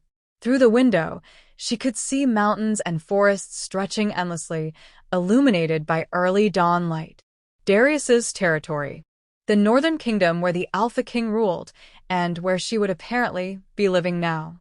Welcome home, Darius murmured against her hair, and despite everything, despite the unknowns and the fears and the enormous changes ahead, Lenara smiled. Home. The word had never meant much before. Had always been something other people had, something she desperately wanted but never quite achieved. But feeling Darius's arms around her, feeling her wolf finally whole and present, feeling the silver flame warm and controlled at her fingertips. Maybe home wasn't a place. Maybe it was a person. Maybe it was finally being seen. The estate that emerged from the dawn mist looked like something out of an old story. Not a castle, nothing so ostentatious, but a sprawling stone manor that seemed to grow organically from the mountainside itself. Ancient pines surrounded it on 3 sides, their branches heavy with snow, while the 4th side opened onto a vista that stole Lenara's breath. Mountains stretched endlessly toward the horizon, their peaks touched with gold from the rising sun. It's beautiful, she whispered as the SUV that had met them at the airstrip wound up the final stretch of private road. It's home, Darius said simply. Has been for 3 generations of my family. My grandfather built the original structure, and each alpha since has added to it. It's not as grand as some would expect for a king, but it's perfect, Lenara interrupted, and meant it. There was something honest about the place. Solid and enduring without being showy. It felt lived in rather than merely occupied. As they pulled to a stop, the massive front doors opened, and a woman emerged. She was older, maybe 60, with silver-streaked dark hair pulled into a severe bun and eyes that assessed Lenara with uncomfortable intensity. She wore practical clothes, jeans, and a thick sweater, but carried herself with the kind of authority that suggested she ran this household with an iron fist. That's Astrid, Darius said quietly. My head of household. She's direct, but trustworthy. She knew about Elena, knew I'd been searching for you. She'll help you adjust. Astrid's eyes widened slightly as Darius came around to help Lenara from the vehicle. The older woman's gaze swept over Lenara's torn dress, her bare feet, the bruises already forming on her throat where the hollow had grabbed her. Then her attention shifted to Darius, and something passed between them, a silent conversation that ended with Astrid's sharp nod. Your Majesty, she said formally, but there was warmth beneath the propriety. Welcome home. And welcome to our new Luna. She turned to Lenara, and her expression softened fractionally. You look half-frozen, child. Let's get you inside and warm. Lenara found herself gently shepherded into the house before she could fully process what was happening. The interior matched the exterior, all warm wood and stone, with enormous windows that brought the forest inside. Nothing ostentatious, but everything quality. Lived-in comfort rather than showroom perfection. Astrid led them through a great room with a fireplace large enough to stand in, already blazing with heat, and down a hallway lined with what looked like family portraits. Lenara caught glimpses of faces. Darius's features reflected in older generations, strong wolves who'd ruled before him. At the end of the hall, one portrait was draped in black cloth, and Lenara didn't need to ask to know it was Elena's. The room Astrid brought her to was stunning. Enormous windows overlooked the mountains, and a fire crackled in a smaller hearth. The bed was massive, piled with soft blankets that looked handwoven. Everything was done in earth tones, creams and browns and soft grays, with touches of deep forest green. "The Luna's suite," Astrid explained, already moving toward what Lenara assumed was a bathroom. "It connects to the Alpha's chambers through that door, but you control the lock on your side. No one enters without your permission." She fixed Lenara with a meaningful look. "Not even him." Lenara glanced at Darius, who'd followed them in. He nodded confirmation. "Your space. Your sanctuary. I won't push for more than you're ready to give, mate bond or not." The consideration in that simple statement made her throat tight. After a lifetime of having no space that was truly hers, no privacy that couldn't be invaded at someone's convenience, being offered not just a room but explicit control over who could enter felt revolutionary. "Thank you," she managed. Astrid's expression warmed slightly. Evedrona bet. "You'll want to soak. Those bruises need attention, and the warm water will help with the shock your body's been through." She moved toward the door, then paused. "I'll have breakfast brought up in an hour. Until then, rest. Both of you look like you've been through a war." She left, closing the door with a soft click that felt like permission to finally exhale. Lenara stood in the center of the room, suddenly unsure. Everything had moved so fast, the ceremony, the attack, the bond, the flight, and now this. She was in the Alpha King's home, in the Luna's suite, expected to simply what? Accept this new reality? Pretend the last 12 hours hadn't completely upended her entire existence? "Hey." Darius's voice was soft, and she turned to find him watching her with concern. "Too much." "I don't know," she admitted. "Maybe? It's just, this morning I woke up in a servant's room, preparing for a ceremony I thought I'd be allowed to attend. And now I'm here, and you're calling me Luna, and Astrid is treating me like you matter," Darius finished gently. "Like you're important. Like you deserve care and consideration." He took a step closer but didn't touch her, giving her space to process. "It's going to take time to adjust. I know that. But Lenara, you need to understand. This isn't charity. This isn't me taking pity on a cast-out Omega. You're my mate. That makes you queen of this territory.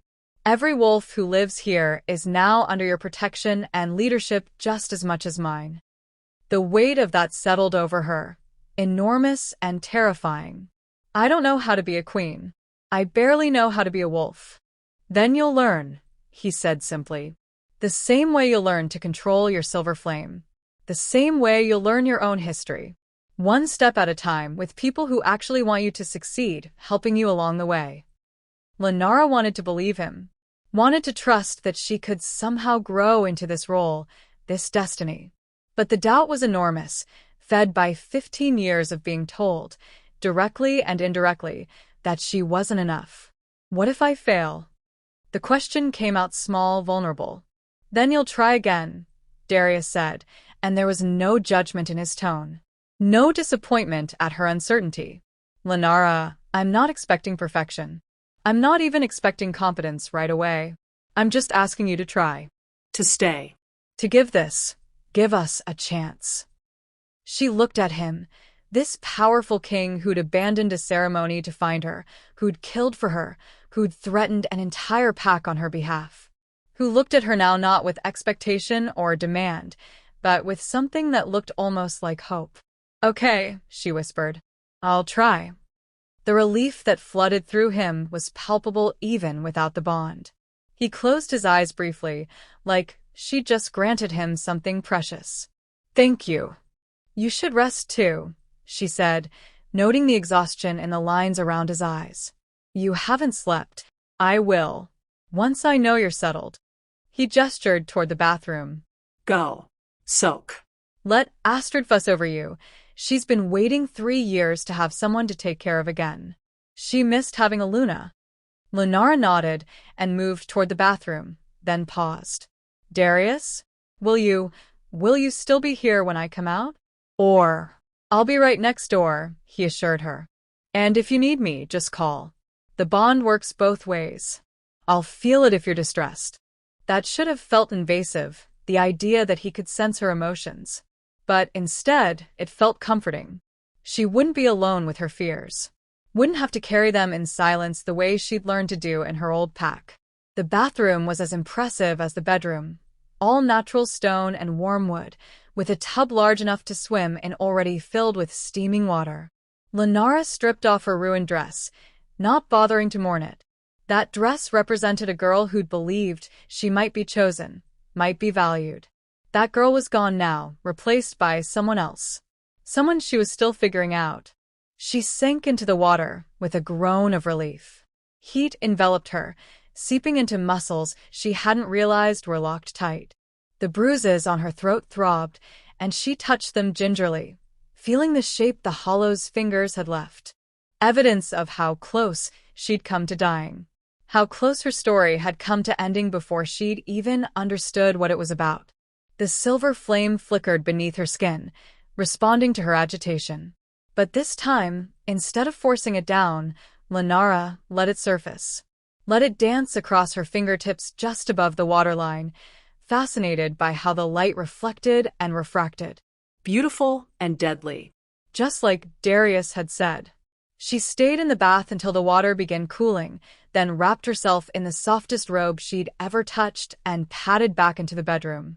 True to his word, Darius was gone, though she could sense him nearby through the bond. Could feel him in the next room, his presence a constant comfort she was already becoming dependent on. A knock at the door made her tense, but it was just Astrid with a tray of food. Simple fare, eggs, toast, fruit, but it smelled like heaven. Lenara realized she hadn't eaten since yesterday afternoon. Eat, Astrid commanded, setting the tray on a small table by the window. Then sleep.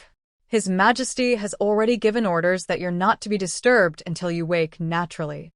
Wait, Lenara said as the older woman turned to leave. Can I ask you something? Astrid paused, her expression guarded, but not unkind. Of course. Elena. Darius's first mate. What was she like? It was the wrong question and she knew it, but she needed to know. Needed to understand who she was supposedly replacing, what shoes she was being asked to fill. Astrid's expression softened into something sad. She was kind, gentle. Everything Aluna should be in traditional terms gracious, diplomatic, skilled at managing pack politics. She paused. But she wasn't his true mate. We all knew it, though no one spoke of it. The bond between them was real, but incomplete. Like a sentence, missing its punctuation. Did she know? Lenara asked quietly. That she wasn't his destined mate? Astrid finished. I think she suspected. Toward the end, before the illness took her, she told me she hoped he'd find what she couldn't give him. She loved him enough to want him happy, even if it meant acknowledging she wasn't quite the right fit. The answer made Elena real in a way Lenara hadn't been prepared for. Not a rival or a ghost to compete with, but a woman who'd done her best with a difficult situation and had been gracious enough to hope for better for him. Thank you, Lenara said. For telling me. Astrid nodded. She would have liked you, I think. Would have appreciated your questions. Your honesty. She moved toward the door again, then paused. One more thing. His Majesty hasn't looked this alive in 5 years. Whatever else you doubt, don't doubt that you matter to him. That finding you meant something. She left before Lenara could respond, closing the door with that same soft click. Lenara ate mechanically, her mind churning. Then she crawled into the enormous bed, expecting to lie awake wrestling with everything that had changed. Instead, exhaustion claimed her the moment her head hit the pillow, pulling her under into dreamless, healing sleep. She woke to sunlight streaming through the windows and the sense that hours had passed. The room was warm, the fire still burning steadily. Someone, probably Astrid, had been in while she slept to tend it. The realization should have made her uncomfortable, but instead felt like care. Like being watched over. Lenara stretched, marveling at how rested she felt despite everything. Through the bond, she could sense Darius was awake and waiting. Not impatiently, but with anticipation. Like he was hoping she'd reach out but wouldn't push. She found clothes laid out in the bathroom, soft pants and a sweater in her size. Astrid's work again, probably. Everything fit perfectly, warm and comfortable without being restrictive. When she emerged from her suite, she found Darius standing in the hallway, his back to her as he gazed out one of the massive windows at the snow-covered forest beyond. He'd changed too, wearing dark jeans and a Henley that somehow made him look more approachable than the formal clothes he'd worn last night. He turned as she approached, and the smile that crossed his face was so genuine it made her heart stutter. "You slept," he said, like it was an accomplishment worth celebrating. "So did you," she noted. He looked less haggard, though shadows still lingered beneath his eyes. "A few hours." He gestured down the hallway. "Are you hungry? Astrid's been cooking like we're feeding an army." "Starving," she admitted, and let him guide her through the house. The kitchen was enormous but somehow cozy, all stone counters and warm wood cabinets with copper pots hanging from ceiling racks. Astrid stood at the stove, and the smells emerging from her cooking made Lenara's stomach growl audibly.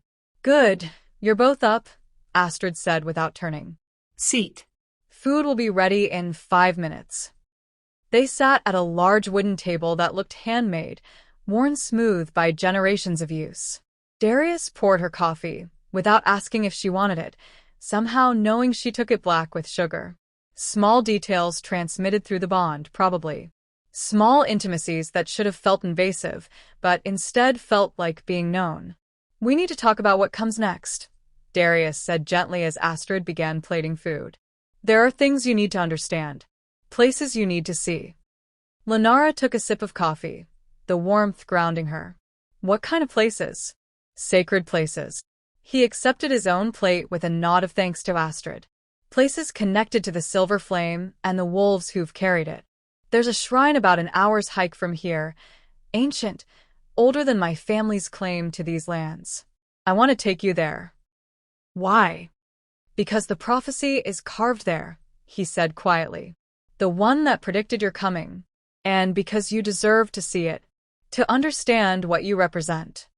The food in front of her suddenly felt less appealing. "A prophecy about me specifically? About a silver flame bearer who would emerge during a time of great darkness," Darius clarified. "One who would either save the wolf clans or destroy them. The prophecy is deliberately ambiguous about which." "That's comforting," Lenara muttered. "Prophecies usually aren't," Darius agreed. "But you need to see it. Need to understand the history before we can move forward." Lenara pushed eggs around her plate, anxiety churning in her stomach.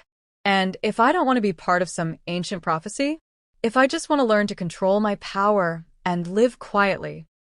"Then we'll figure that out together," Darius said, surprising her. "Lenara, I'm not going to force you into some predetermined destiny. But you deserve to know what's been written, what others believe about you. Then you can decide for yourself what it means." The reasonableness of his approach made some of her anxiety ease. He wasn't demanding she fulfill some mythical role, just asking her to learn about it, to make informed choices rather than ignorant ones. "Okay," she said finally. "When do we leave?" "After you eat," Astrid interjected firmly. "Both of you need proper food before you go hiking through the mountains in winter." They ate in comfortable silence, and Lenara found herself relaxing incrementally. This place, these people, there was no judgment here. No walking on eggshells, no feeling like she had to earn her right to exist in the space. She was simply accepted. An hour later, dressed in warm hiking gear that Astrid had somehow procured in her size, Lenara followed Darius out into the crisp morning air. Snow crunched beneath her boots, and her breath fogged in crystalline clouds. The forest was quiet, that particular stillness that came with deep winter.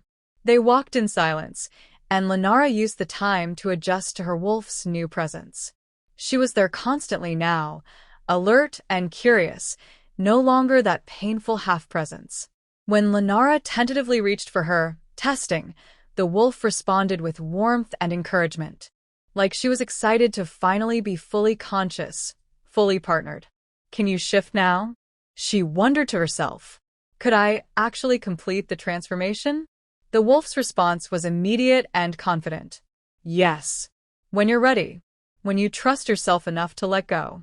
The path Darius led her on wound deeper into the forest, climbing steadily. Her legs burned with the exertion, but it felt good. Felt like purpose. Like moving towards something rather than just existing in stagnant servitude. After perhaps 40 minutes, the trees began to thin, and Lenara saw their destination. A clearing opened before them, and in its center stood a structure that made her breath catch. Not a building, more like a stone circle, ancient pillars arranged in a specific pattern. Each pillar was carved with symbols that seemed to shift and move in the corner of her vision, never quite holding still long enough to read clearly. And in the very center, a flat stone altar. This is the shrine of the first flame, Darius said quietly, reverently. Built by the moon goddess herself during the Dark Wars. It's one of only 3 such places left in the world. Lenara approached slowly, drawn by something she couldn't name. Power hummed in the air here, old and vast and patient. The kind of power that had watched civilizations rise and fall, and would continue watching long after everyone alive now was dust. The silver flame at her fingertips flared in response, brighter than she'd ever seen it. And as she got closer to the altar, the carvings on the pillars suddenly became clear, no longer shifting but solid and readable. When darkness rises from the north, and wolf turns against wolf in fear, the silver flame shall burn anew, born of blood and tears and fire. She who was lost shall be found. She who is broken shall be whole. She who is cast out shall return. To save or destroy, the choice her soul. Lenara read the words twice, 3 times, her heart hammering. This is about me. We believe so, Darius confirmed, coming to stand beside her. The timing aligns. A silver flame bearer appearing now, after a century with none emerging. The circumstances of your discovery, blood and fire. Your wolf being trapped until you found her true mate. She who is cast out shall return, Lenara repeated, the words aching in her chest. To save or destroy. The choice is yours, Darius said firmly. That's what the prophecy says. Not that you're destined for one path or the other, but that you get to choose. She looked at him, at this king who kept insisting she had agency even when ancient prophecies apparently dictated her importance. What do you think I'll choose? I think, he said carefully, that you'll choose what feels right when the time comes. And I think that whatever you choose, I'll stand beside you. The promise settled over her, warm and solid. She turned back to the altar, studying the other carvings. Symbols she didn't recognize, languages she'd never seen. Evidence of a history she'd been deliberately kept from understanding. What's the darkness rising from the north? She asked. The first line of the prophecy. Darius's expression darkened. That's what we're trying to determine. There have been incidents. Hollows appearing with increasing frequency. Packs going silent, entire territories just going dark with no explanation. Reports of shadows that move wrong, that consume rather than merely obscure. He gestured to the northern horizon, though they couldn't see far through the trees. My kingdom extends far north, into territories where winter never truly ends. And for the past year, wolves from those regions have been disappearing. Not dying, disappearing. No bodies, no signs of struggle. Just gone. The description sent chills down her spine that had nothing to do with the cold. And, you think I'm supposed to stop it? I think you're supposed to have the power to stop it, Darius clarified. Whether you choose to, how you choose to, what help you need, that's all still being determined. Lenara reached out tentatively and touched the altar. The moment her fingers made contact, power surged through her. Not painful, but intense. Images flooded her mind, too fast to fully process. Wolves running. Silver fire consuming darkness.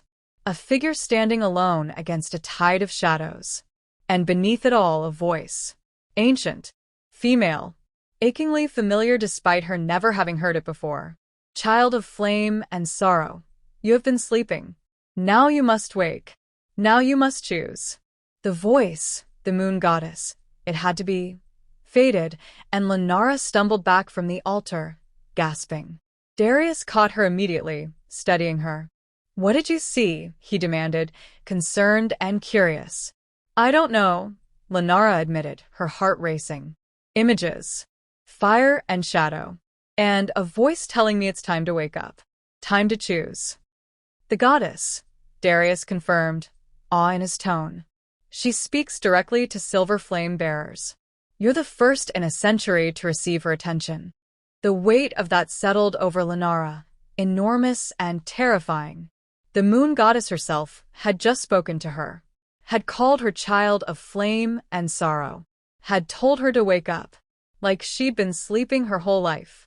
Like everything before this moment, 15 years of serving, of trying to belong, of suppressing her power and her questions, had been nothing but a long sleep. A waiting period before her real life could begin. I'm not ready for this, Lenara whispered. No one ever is, Darius said gently. But you won't be facing it alone. I meant what I said, Lenara. Whatever comes, whatever you choose, I'm with you. She looked up at him. At this mate she'd known for less than a day, but who felt essential in ways she couldn't articulate. What if I make the wrong choice? What if I destroy instead of save? Then we'll face those consequences together, he said simply. But Lenara, I don't believe that's who you are. I've seen how you respond under threat. You try to protect, to survive, to endure. That's not the instinct of someone destined for destruction. She wanted to believe him, wanted to trust his assessment of her character over her own deep-seated fears.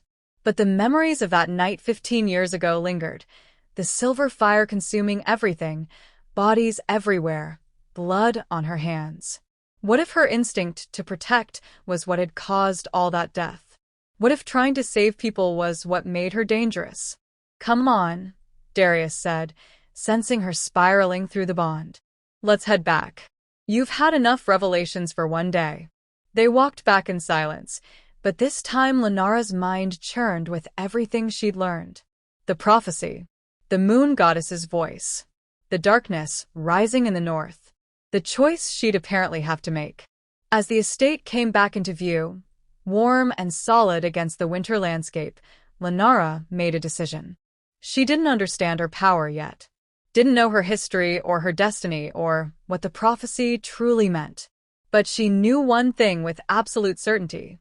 Whatever came next, whatever darkness was rising, whatever choice she'd be forced to make, she refused to face it ignorant and afraid.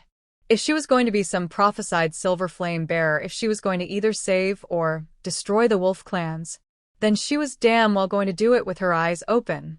And with a king at her side who looked at her like she was worth fighting for. The peace lasted exactly 3 days. 3 days of learning to exist in a world where she mattered. 3 days of Astrid fussing over her meals and Darius teaching her to sense the bond between them like a living thread. 3 days of standing at those massive windows watching snow fall over mountains that now felt like home rather than exile. 3 days before the council arrived. Lenara sensed them before she saw them. The bond with Darius flared with sudden tension, his wolf rising to the surface in a way that made her own respond instinctively. She was in the library when it happened, surrounded by ancient texts about silver flame bearers that Astrid had quietly left for her to discover. The words on the page blurred as power rippled through the estate, pressing down like atmospheric pressure before a storm. Darius appeared in the doorway, and the look on his face made her stomach drop. They're here, he said quietly. The High Council. I tried to delay them, but they're invoking ancient protocol. They have the right to meet with any newly bonded Luna within the first week. Why do you look like that's bad? Lenara set the book aside, her fingers already sparking with silver flame in response to his anxiety. Because they're not just here to meet you. He crossed to her, his hands finding her shoulders. They're here to test you. To determine if you're worthy of standing beside me as Luna Queen. The words hit like physical blows. Worthy. That concept again, that measurement she'd spent her whole life failing to meet. And if they decide I'm not, then they can't do anything about it, Darius said firmly. You're my mate. That's not negotiable or subject to council approval. But, Lenara, they can make our lives difficult. Can refuse to acknowledge your authority, can encourage other packs to question your legitimacy. Can create enough political chaos that ruling becomes nearly impossible. She pulled away from him, needing space to process. So basically, if I don't perform well enough for them, they'll undermine everything you've built. They'll try, he corrected, but I won't let them succeed. You shouldn't have to fight your own council because of me. The old shame rose up, familiar and poisonous. Maybe it would be easier if I just don't. His voice was sharp enough to cut. Don't you dare finish that sentence. Lenara, you are not a burden. You are not a political liability. You are my mate, and anyone who can't accept that will answer to me personally. The fierce protectiveness in his tone should have comforted her. Instead, it made the pressure worse. He was willing to go to war with his own government for her, and she'd known him less than a week. How was that fair? How was that sustainable? How many of them are there? She asked quietly. 7. The High Council oversees all packs in my territory, ensures laws are followed, mediates disputes. They're necessary. I can't rule hundreds of packs alone. But they're also traditional, conservative. And they were very comfortable with Elena, who fit every expectation of what a Luna should be. Unlike her, the implication hung unspoken but obvious. Elena had been chosen, trained, perfect. Lenara was a cast-out Omega with power she barely understood and a past no one could explain. What do they want from me? She hated how small her voice sounded. Honestly, Darius moved to the window, his silhouette dark against the winter light. They want you to fail. Want proof that you're unsuitable so they can pressure me to reject the bond, to choose someone more appropriate. His hands clenched into fists. Some of them never accepted that Elena wasn't my true mate. Thought I was being difficult, that I should have been satisfied with what I had. Now that they know true mates exist, that the bond can be that strong, they're terrified of what it means for their carefully ordered world. Lenara joined him at the window, and together they watched 7 figures emerge from vehicles at the estate's entrance. Even from this distance, she could feel their power, their authority. These were old wolves, strong wolves, accustomed to being obeyed. The one in front is Elder Theron, Darius said quietly. He's been on the council for 40 years, longer than I've been alive. Conservative but fair, generally. If you can win him over, the others will follow. And if I can't, then we deal with the consequences together. He took her hand, threading their fingers together. The silver flame flickered between them, responding to both their anxieties. Lenara, listen to me. They're going to ask you questions. About your lineage, your training, your understanding of pack law, and Luna responsibilities. Some of it you won't be able to answer, because you genuinely don't know. That's fine. Honesty will serve you better than trying to fake knowledge you don't have. What if they ask about the night I appeared on those borders? About the fire? His jaw tightened. Then you tell them the truth, that you don't remember, that you were a child in trauma. If they push, I'll shut it down. There are limits to what they can demand of you. But would those limits hold? Or would they find some ancient protocol, some forgotten law that gave them permission to dig into wounds she'd barely begun examining herself? Astrid appeared in the doorway, her expression grim. They're in the formal receiving room. All 7 of them, and they brought witnesses. This is going to be a full inquisition. Of course they did, Darius muttered. He looked at Lenara, and some of his anger softened into concern. You don't have to do this. I can tell them you're not ready, that you need more time to. No. Lenara straightened her spine, calling on every ounce of strength she'd developed surviving 15 years of dismissal and rejection. If I hide now, they'll never respect me. And you'll spend your entire reign defending me from wolves who think I'm weak. She met his eyes. I won't do that to you. won't make you choose between me and effective governance. Pride flashed across his features, bright and fierce. You're sure? No. But I'm doing it anyway. He pulled her close, and for just a moment, she let herself lean into his strength, drawing comfort from his solid presence. Through the bond, she felt his wolf wrapping around hers, protective and supportive.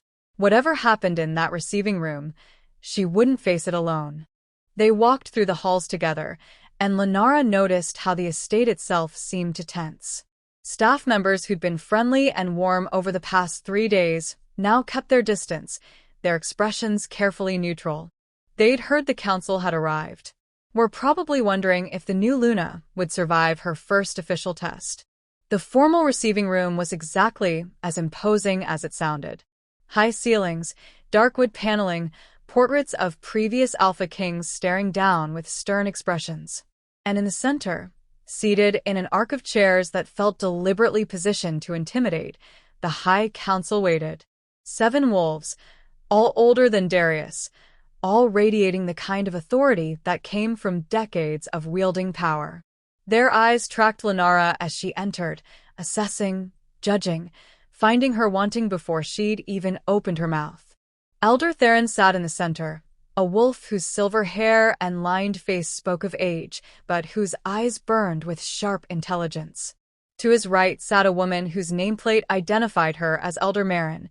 No relation to the Marin from Lenara's old pack, but the name still made her stomach clench. The others blurred together in her nervous vision, a wall of judgment and expectation. Your Majesty, Theron said, his voice carrying the weight of decades. Thank you for receiving us on such short notice. Elder Theron. Darius's tone was cordial but cold. I wasn't aware this meeting was optional. A faint smile crossed Theron's face, acknowledging the hit. Protocol is protocol. When the Alpha King takes a new mate, the Council must confirm the bond and welcome the new Luna. His eyes shifted to Lenara, and she felt the full weight of his scrutiny. Though in this case, circumstances are rather unusual. How so? Darius asked, though they all knew the answer. Your previous mate was chosen with care, with consideration for bloodline and training and political alliance. This one appeared out of nowhere, with no warning, no vetting, no preparation. Theron's tone remained neutral, but the criticism was clear. Forgive our caution, but we must ensure the stability of the kingdom. My mate bond with Lenara is genuine and complete, Darius said flatly. There's nothing to question. We don't question the bond, Your Majesty. This came from Elder Marin, her voice smooth and diplomatic. We question her readiness to assume the responsibilities that come with it. Being Luna Queen is more than simply being mated to the king. It requires training, knowledge, political acumen. All of which can be learned, Darius interrupted. As Elena learned them when she was first chosen. Elena had years of preparation before the bonding ceremony, another elder interjected. And she came from established lineage, with references and history we could verify. Lenara felt the conversation happening around her, about her, as if she wasn't even present. They were discussing her like a political appointment rather than a person. Like her only value was in how well she fit their expectations of what a Luna should be. Perhaps, she said quietly, and 7 pairs of eyes snapped to her. You should ask me directly instead of talking about me like I'm not standing right here. Silence fell, sharp and brittle. Darius made a sound that might have been pride or concern, but Lenara kept her eyes on Elder Theron, refusing to back down from his assessing gaze. Very well, Theron said after a long moment. Tell us, Lenara, what qualifies you to stand as Luna Queen beside His Majesty? The question was designed to trap her. If she claimed qualifications, they'd demand proof she couldn't provide. If she admitted she had none, they'd use it as evidence of her unsuitability. So she told the truth. Nothing qualifies me, she said simply. I wasn't raised for this. Wasn't trained or prepared or educated in pack politics and Luna responsibilities. I'm a cast-out Omega from a pack that locked me out of their mating ceremony because they didn't consider me worthy of basic inclusion. She saw several elders exchange glances, confirming what they'd already suspected, that she was nobody, nothing, unworthy. But, she continued, letting steel enter her voice, I also carry silver flame in my veins. I'm mentioned in prophecy carved by the moon goddess herself. And when I touched the altar at the shrine of the first flame, she spoke to me directly, told me it was time to wake up, time to choose. Lenara let the silver fire flicker at her fingertips, bright enough that several elders leaned back instinctively. So maybe the question isn't what qualifies me. Maybe it's what gives any of you the authority to question a bond the moon goddess herself orchestrated. The challenge hung in the air, bold and dangerous. Darius's hand found the small of her back, a silent gesture of support that gave her the courage to hold her ground. Elder Theron's expression remained neutral, but something shifted in his eyes. Respect, maybe. Or, at least acknowledgement that she wouldn't be easily dismissed. The silver flame, he said carefully. You claim to be a bearer of ancient magic. Can you prove this? Or should we simply take your word? Before Lenara could respond, the room darkened. Not naturally, the sun didn't slip behind clouds.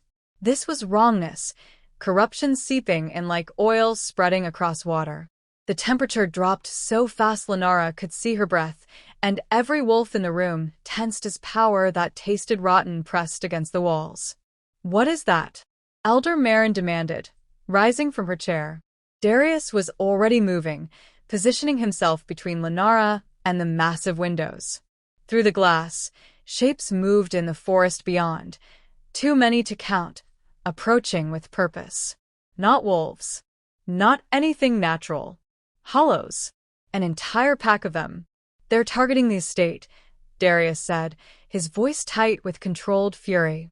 Someone knew the council would be here today. Knew we'd be gathered in one place. Understanding crashed over Lenara like ice water. This wasn't random. This was calculated. Someone had sent these creatures specifically to attack while the kingdom's leadership was vulnerable. While she was being tested, we need to evacuate. One of the elders started, but Theron cut him off. We'd never make it to the vehicles. There are too many of them, and hollows are faster than any normal wolf. His eyes fixed on Lenara, calculating. Unless our new Luna can actually do something about this. The challenge was clear. Prove yourself or watch everyone die. Lenara felt the silver flame surge in response to the threat, stronger than it had ever been. Her wolf rose with it, fully present and ready to fight. Through the bond, she felt Darius's certainty. He believed she could do this. Believed in her even when she didn't believe in herself. Stay inside, she heard herself say, surprised by how steady her voice sounded. All of you. This is what silver flame bearers were designed for. To burn away corruption. Lenara, wait. Darius reached for her, but she was already moving toward the doors. You said I wouldn't face anything alone, she reminded him, looking back. So come with me. But let me do what I was apparently born for. She saw him war with himself, his instinct to protect her fighting against his trust in her abilities. Finally, he nodded once, sharp and decisive. Together then. But if it gets too dangerous. Then we retreat together, she agreed. Now come on. Those things are getting closer. They burst through the front doors into chaos. The hollows had already breached the outer defenses, moving with that terrible wrongness that marked them as corrupted. Two red eyes gleaming in faces that were almost wolf but not quite, their movements jerky and unnatural. There had to be at least 20 of them, spreading out to surround the estate. Behind her, Lenara heard the council members emerging, their shock palpable. They'd probably never seen this many hollows in one place. Had probably thought the rumors about increased attacks were exaggerated. Now, they knew better. Lenara, Darius warned as the nearest hollow spotted them and charged. She didn't think. Just reacted. The silver flame erupted from her hands in a torrent, not the small flickering she'd been practicing, but a wave of pure cleansing fire. It struck the charging hollow, and the creature shrieked, not in pain but in fury and fear, as the corruption burned away, leaving only ash. Holy gods! Someone breathed behind her. But there was no time to appreciate their shock. More hollows were coming, drawn by their companion's death. Lenara felt the power building in her chest, responding to the threat. And this time, when she reached for it, her wolf was right there with her, guiding the flame instead of fighting it. "I need space," she said to Darius. "I need room to." She didn't finish the sentence. Didn't need to. Through the bond, he understood instantly. He shifted, that impossible transformation that took maybe 2 seconds, and his massive wolf form placed itself between her and the approaching horde. Not to fight for her, but to give her the protection she needed to do what she was designed for. Lenara planted her feet, closed her eyes, and let the silver flame take her. It burned through her veins like lightning, like ice, like being unmade and remade in the same instant. Her wolf surged forward, and this time the transformation wasn't painful or incomplete. This time, she shifted fully for the first time in her life, her body flowing from human to wolf with a grace that felt like coming home. But she wasn't just wolf. She was silver flame made flesh, burning bright enough that the hollows recoiled. Her fur shimmered with that ancient fire, every breath releasing sparks that hung in the air like stars. Behind her, she heard gasps. Heard Elder Theron say something that sounded like prayer. But her focus was entirely on the corrupted creatures surrounding them. They attacked as one, and Lenara met them with fire. The silver flame poured from her in waves, controlled and devastating. Each hollow it touched disintegrated, the corruption burned away until only clean ash remained. She moved through them like a force of nature, her wolf reveling in the power, in the rightness of using her abilities to protect rather than hide. Darius fought beside her, his golden wolf massive and fierce, tearing through any hollow that got too close. Through their bond, she felt his awe at watching her fight, his pride at seeing her finally unleashed. And beneath it all, his absolute certainty that she was exactly where she was meant to be. The battle lasted maybe 5 minutes. When the last hollow fell, Lenara stood in a circle of ash and silver light, her chest heaving with exertion. The transformation back to human happened without conscious thought, her wolf receding but still present, still whole. She was covered in ash, her clothes singed, her body trembling with exhaustion. But she was alive. They were all alive. And the hollows, all 20 of them, were nothing but scattered remains. Silence stretched across the estate grounds, broken only by her ragged breathing. Then, "Blessed moon," Elder Theron said, his voice shaking. "The prophecy is real. The silver flame has returned." Lenara turned to face the council and watched realization dawn across 7 faces. This wasn't a political appointment they could question. This wasn't a matter of suitable breeding or proper training. This was destiny, and it had just announced itself in the most dramatic way possible. "Still think I'm unqualified?" she asked, too tired to care if the challenge was disrespectful. No one answered. They just stared at her with expressions caught between fear and reverence. Elder Marin was the first to move, stepping forward and dropping into a formal bow that made Lenara's eyes widen. "Luna Queen," she said clearly, "the council recognizes your authority. Please forgive our earlier doubts." One by one, the others followed suit. Even Elder Theron, whose pride must have been screaming at him, lowered himself in acknowledgement of what she'd just proven. Lenara looked to Darius, unsure how to respond. He'd shifted back to human, and despite everything that had just happened, he was smiling. "You were magnificent," he said simply. "I was terrified," she admitted. Yes. "But you did it anyway." He pulled her close despite the ash covering both of them, pressing a kiss to her temple. That's what courage actually looks like. Behind them, staff members were emerging from the estate, staring at the destruction with shocked faces. Astrid appeared at the doorway, her usual composure cracked by whatever she'd witnessed through the windows. "Someone sent them," Lenara said quietly, the adrenaline fading and leaving clarity in its wake. "This wasn't random. Someone knew the council would be here today." Agreed, Elder Theron said, his voice grim. And that someone has access to knowledge they shouldn't. Council meeting schedules are confidential. His eyes swept the assembled elders. We have a traitor, either within our ranks or close enough to have access to our communications. The implications settled over the group like a shroud. Someone with power and influence was working against them. Someone who could command hollows, who knew enough about ancient prophecy to be threatened by Lenara's emergence. Someone who wanted her dead before she could fully awaken. We need to investigate, Darius started, but Elder Theron held up a hand. With respect, Your Majesty, this is bigger than one pack or even one kingdom. If someone is creating hollows in these numbers, if they have the knowledge and power to corrupt wolves on this scale, he looked at Lenara. The prophecy spoke of darkness rising from the north. I think we're seeing the beginning of it. The words sent ice through Lenara's veins. She'd hoped they had time. Time to train, to learn, to prepare for whatever was coming. But the enemy wasn't waiting for her to be ready. They were already moving, already attacking. Then we adapt, Darius said firmly. Lenara needs training, needs to understand the full extent of her abilities. But we also need to figure out who's behind this before they can launch another attack. The investigator you sent her old pack, Elder Marin said thoughtfully. Has he reported back?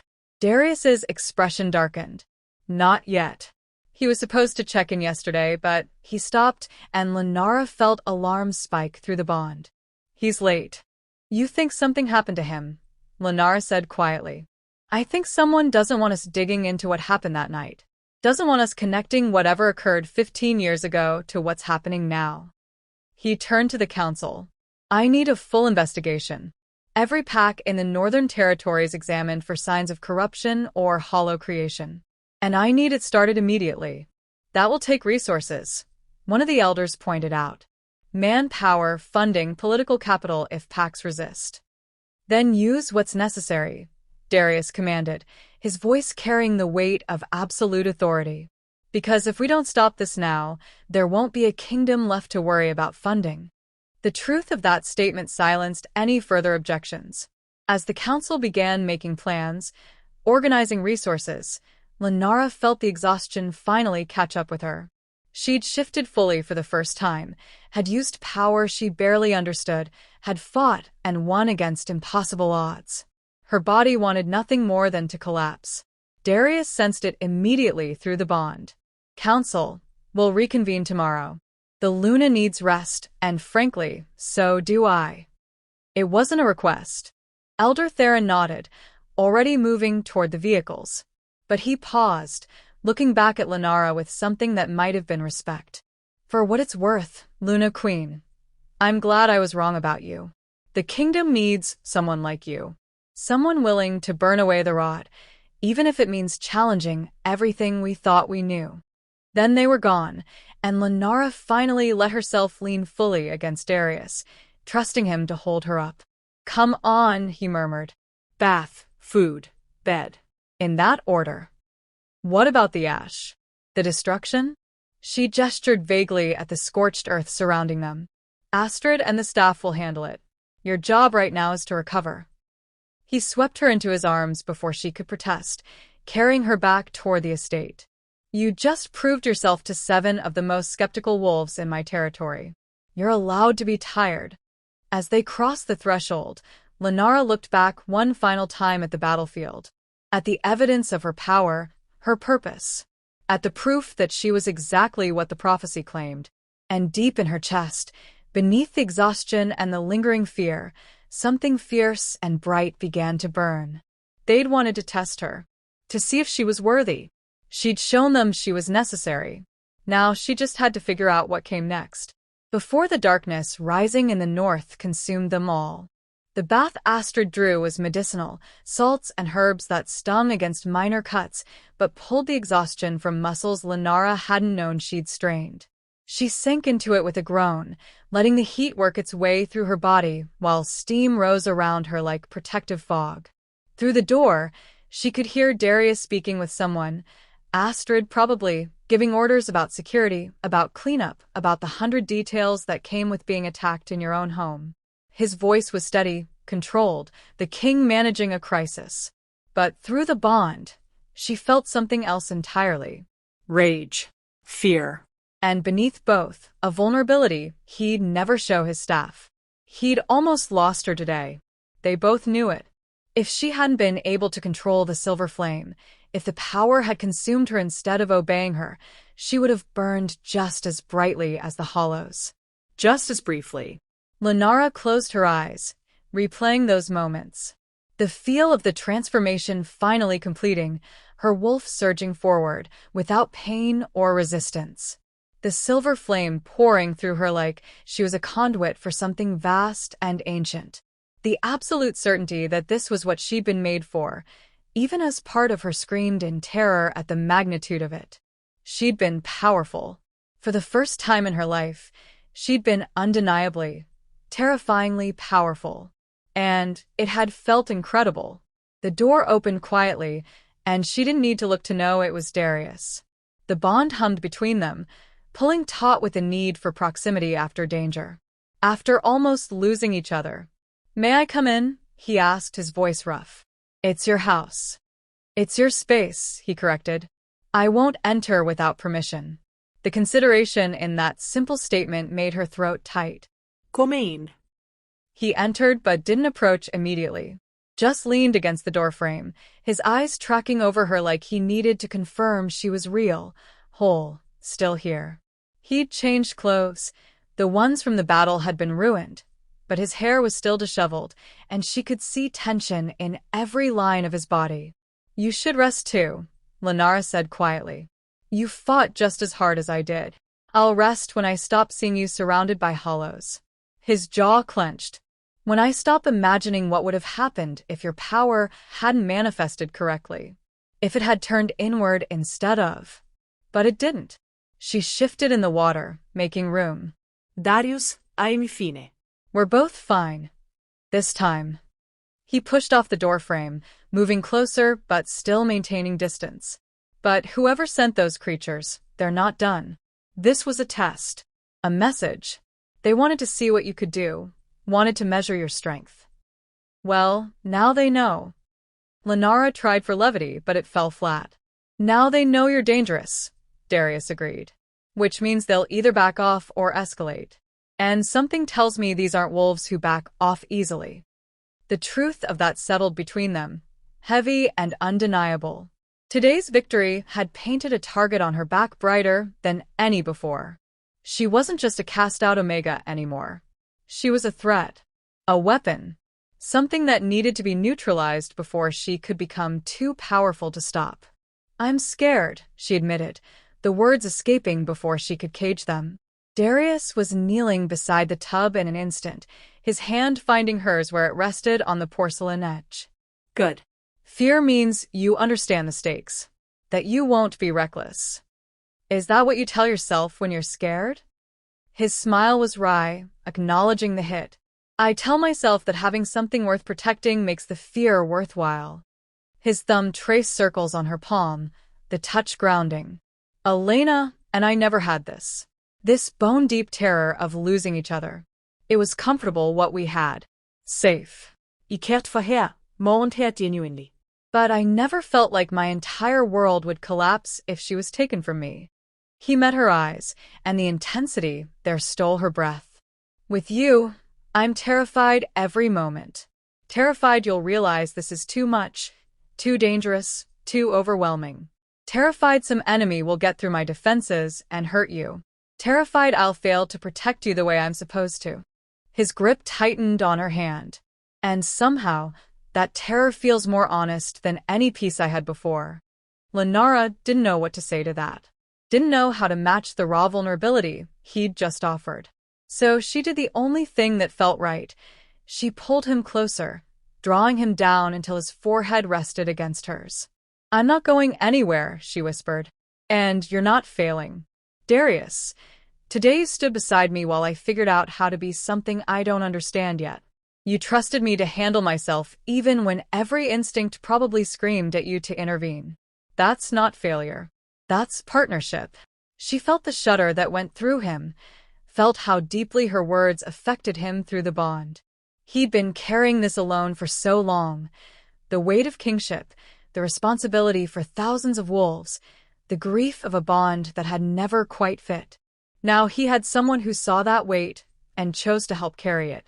"Get in," she said impulsively. He pulled back, eyebrows raised. "What?" "The tub. It's big enough for both of us, and you're practically vibrating with tension. Get in before you pull something." "Lenara, I don't think." "I'm not asking for anything complicated," she interrupted, feeling heat rise to her cheeks despite herself. "Just proximity.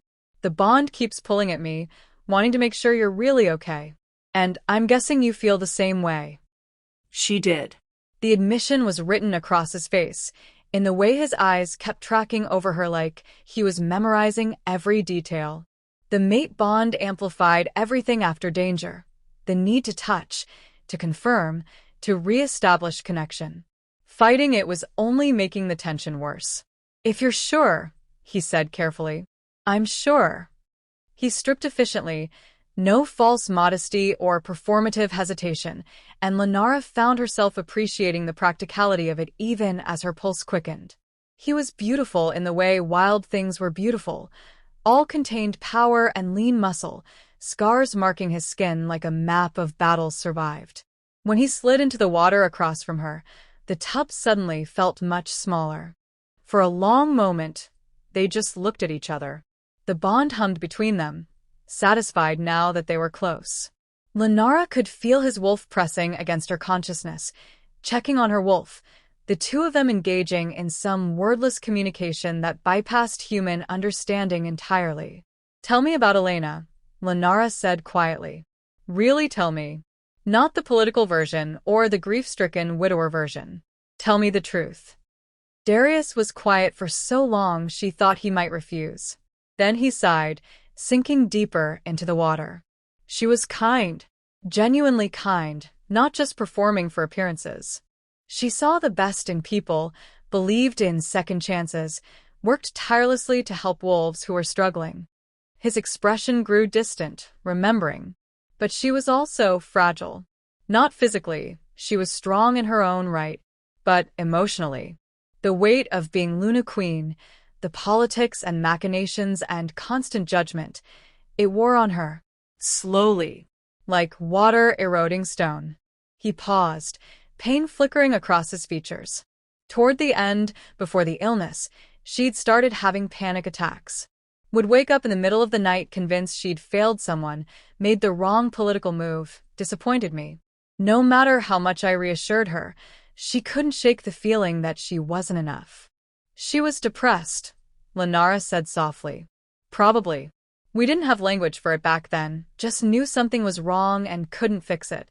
His hands moved restlessly through the water. The illness that took her was sudden, vicious. She went from healthy to dying in a matter of weeks, and there was nothing any healer could do. Part of me wondered if she'd just given up. If the depression had weakened her enough that her body stopped fighting. The guilt in his voice was palpable. "You think you should have saved her." "I think I should have seen how much she was struggling. Should have insisted she step back from duties, should have protected her from the wolves who criticized every decision she made." He met Lenara's eyes. "I was a better king than I was a mate. And she deserved better than that." Lenara absorbed that, understanding the weight he'd been carrying. The complicated grief of loving someone while knowing the relationship wasn't quite right. Of mourning them while also feeling relief that the ill-fitting bond was broken. Of wondering if you could have saved them if you'd just tried harder, loved them better, been more present. "I'm not Elena," she said finally. No. "You're not. I don't need you to protect me from criticism. Don't need you to shield me from the harder parts of being Luna." She held his gaze steadily. "If this is going to work, if we're going to survive what's coming, I need you to trust that I'm strong enough to stand beside you. Not behind you. Not as something precious to be sheltered. Beside you." Something shifted in his expression. Relief, maybe. Or recognition that she understood what he needed even if he hadn't known to ask for it. "I can do that," he said quietly. "But Lenara, you have to promise me something in return." "What?" If it gets to be too much, if the weight starts crushing you the way it crushed her, you tell me. Immediately. We figure it out together before it becomes something that can't be fixed. His intensity was back, fierce and unwavering. I won't lose you to silence and suffering. I can't. The desperation beneath the demand made her chest ache. I promise. But Darius, the same applies to you. This can't be one-sided. If you're struggling, if kingship is breaking you, if you need to step back, you tell me. We share this burden, or neither of us carries it. He stared at her for a long moment, something like wonder crossing his features. You really mean that? Of course I mean it. What kind of mate would I be if I let you suffer alone? A normal one, he said wryly. Most partners don't want to hear about political nightmares and impossible decisions. They want protection from it. Then I guess I'm not most partners. Lenara shifted closer, drawn by the bond, and by something deeper. We're in this together, Darius. The prophecy, the attacks, the kingdom, all of it. You don't get to carry it alone anymore. He reached for her then, pulling her against him until she was practically in his lap, the water sloshing around them. His arms came around her, holding tight like he was afraid she'd disappear if he let go. And Lenara wrapped herself around him in return, feeling the way their wolves settled into each other's presence, content and complete. I've never had this, he admitted against her hair. Never had someone who wanted to share the weight rather than just benefit from the position. Well, you have it now. She pulled back just enough to see his face. Like it or not, you're stuck with me. Prophecy says so. His laugh was startled and genuine, breaking the tension. Prophecy says so. That's your argument. It's a pretty good argument. Moon goddess and ancient magic versus council politics? I'll take the divine mandate. You're ridiculous. I'm practical, she corrected. And I'm also pruning. We should probably get out before we turn into raisins. They extracted themselves from the tub, and Darius wrapped her in a towel that was somehow warm. Astrid's work again, probably.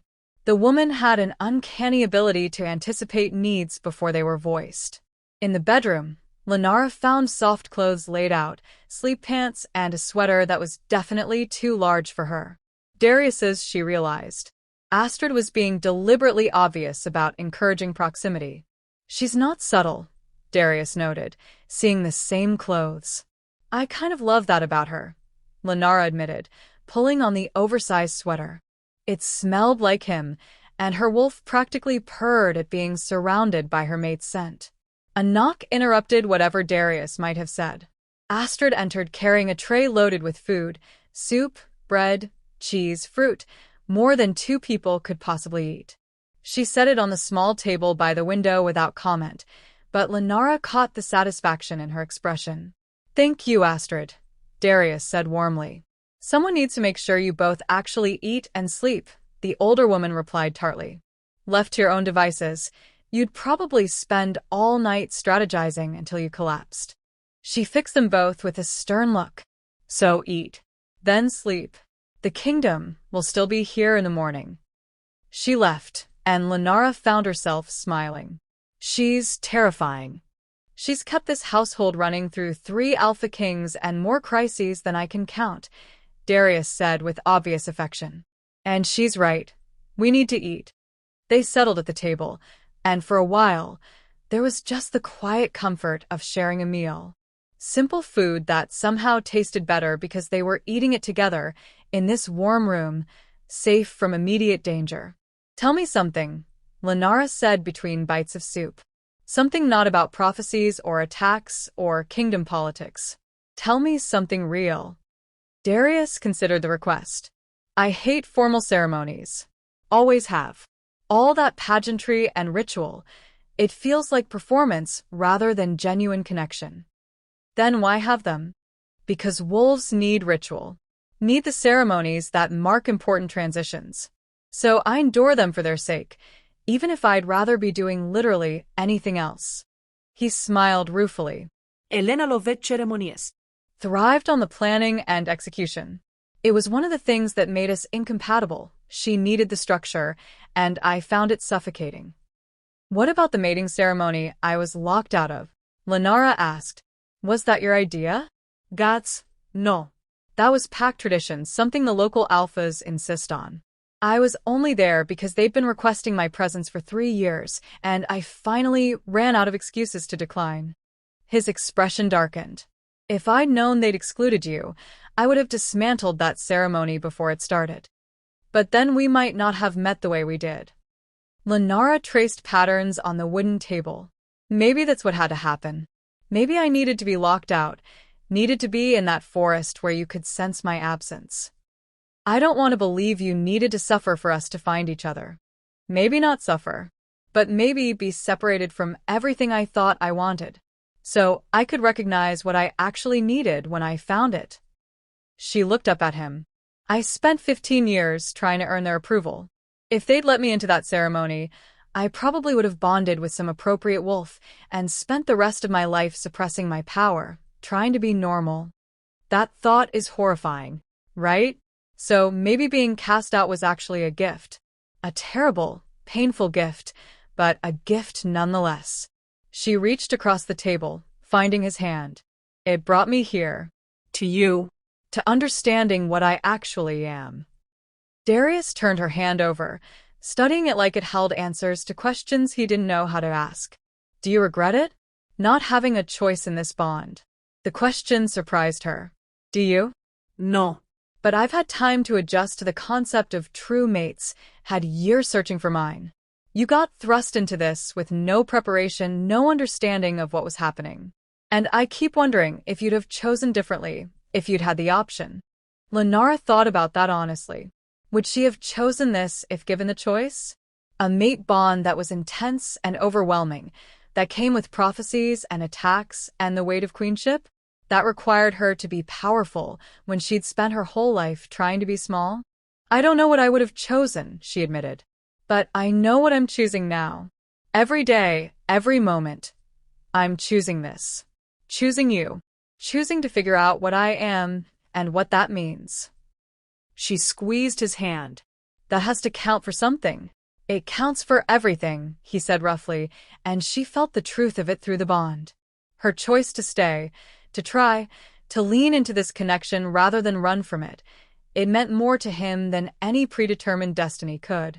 They finished eating in comfortable silence, and when Lenara's eyes started drifting shut between bites, Darius guided her to the massive bed.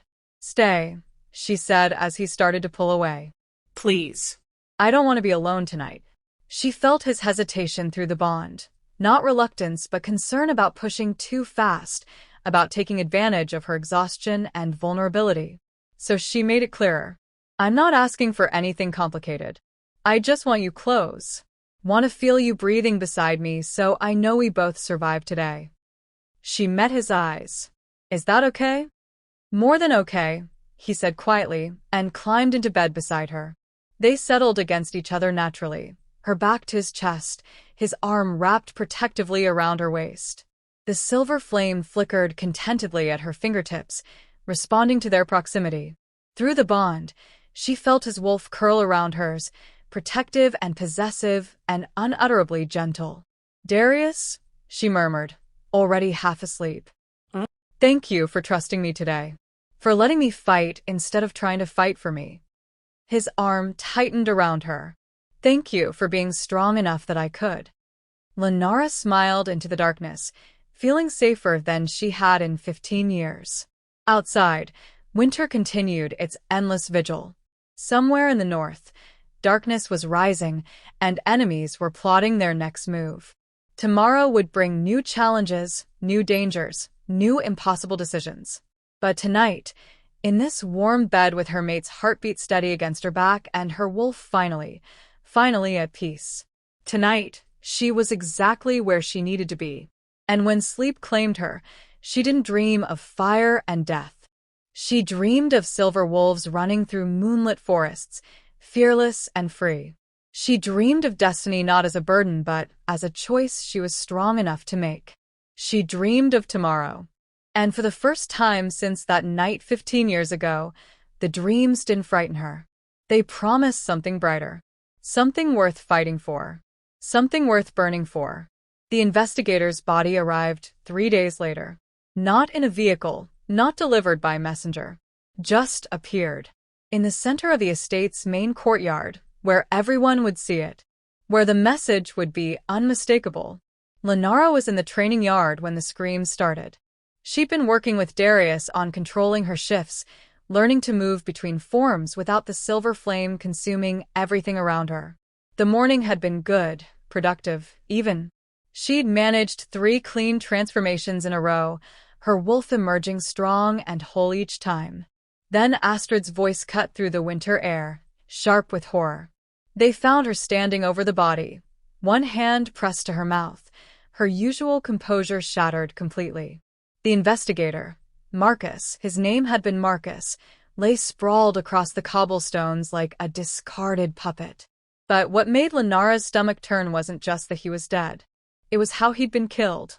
Silver burns covered every inch of exposed skin, the kind that could only come from prolonged contact with blessed silver. His eyes were open, frozen in an expression of agony that suggested he'd been conscious for most of it. And carved into his chest, precise enough to have been done with surgical tools, was a symbol Lenara didn't recognize. But Darius did. She felt his recognition through the bond, sharp and immediate, and followed by a rage so pure it made her own wolf cower. He moved past her, kneeling beside the body, his hand hovering over the carved symbol without quite touching it. "What is it?"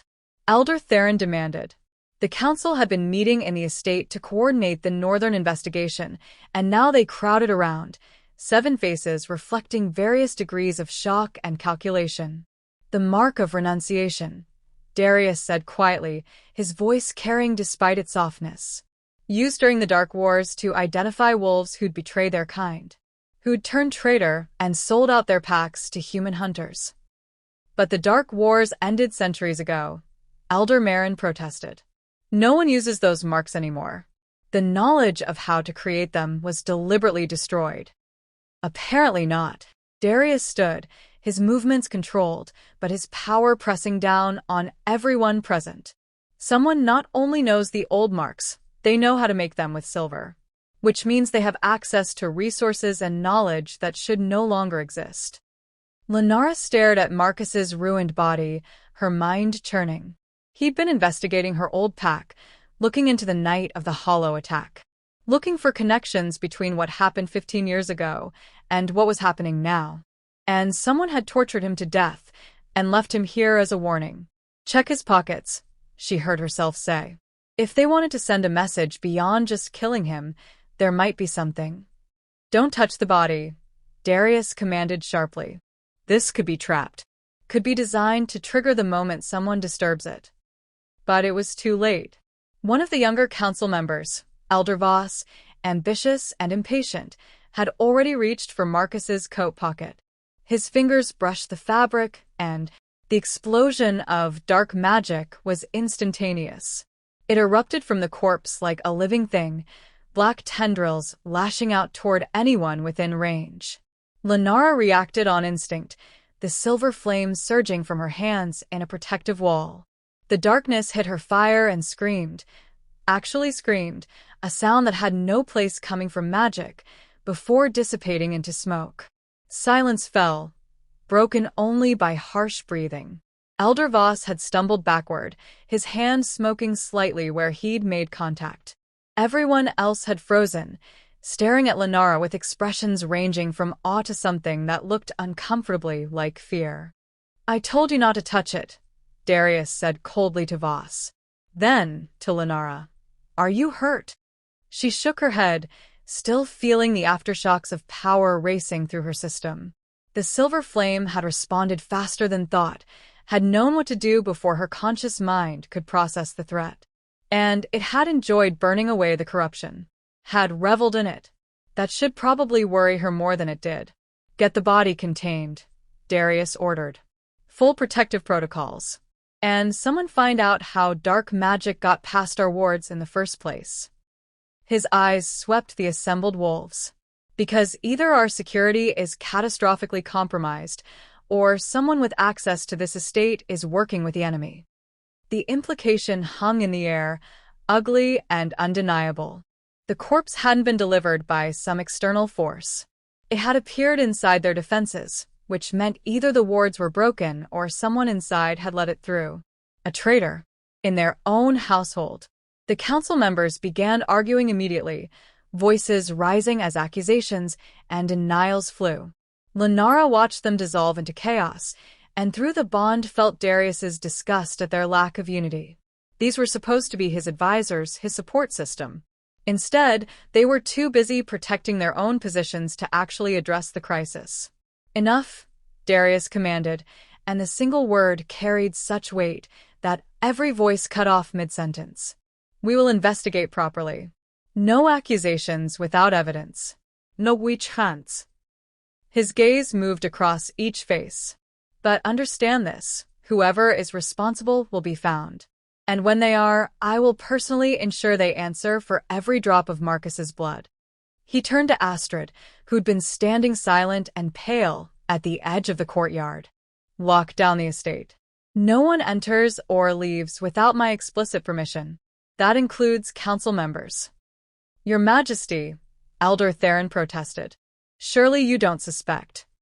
I suspect everyone until proven otherwise, Darius interrupted. And if that offends your dignity, Elder, feel free to lodge a formal complaint after we've caught the traitor who murdered my investigator on my own grounds.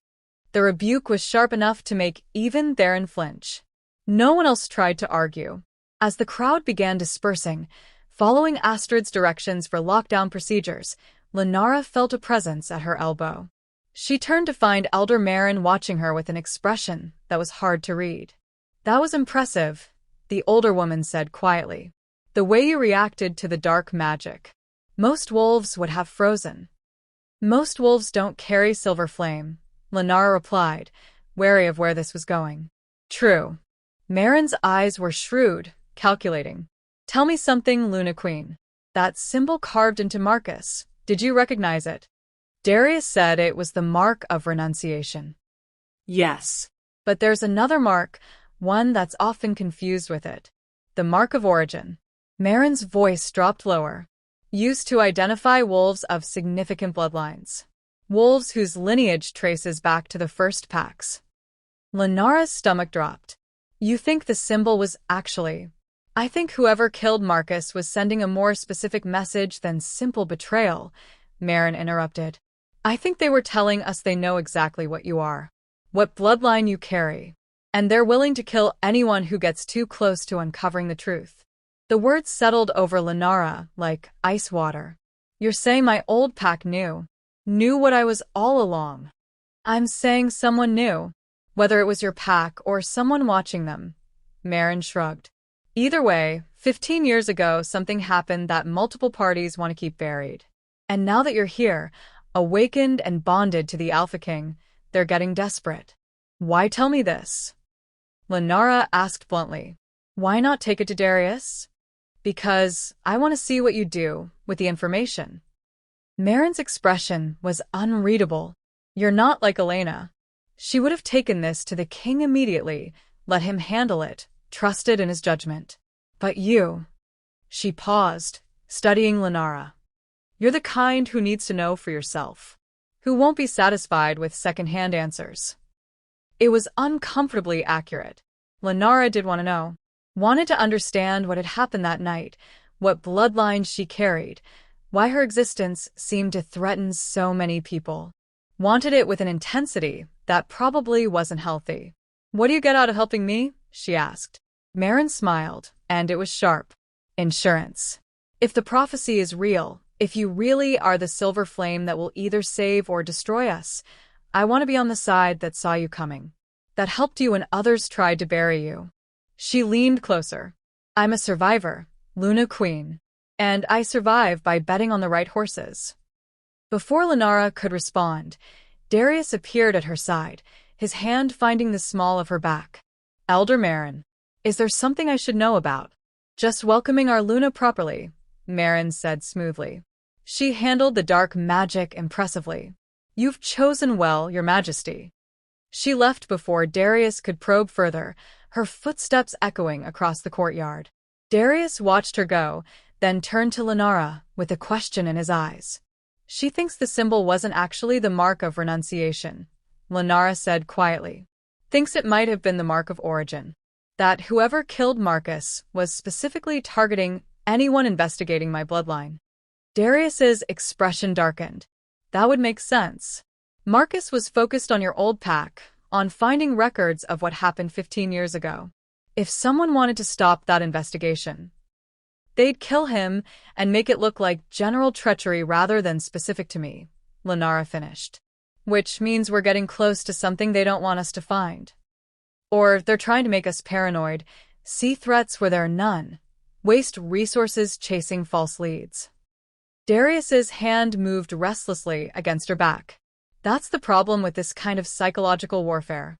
Every piece of information could be truth or misdirection. Lenara turned to face him fully, taking in the tension in his jaw, the shadows under his eyes that suggested he hadn't been sleeping well despite their peaceful nights together. What do you want to do? I want to tear apart every pack in my territory until I find who's responsible, he admitted. Want to drag answers out of your old alpha, want to uncover every secret that's been deliberately hidden.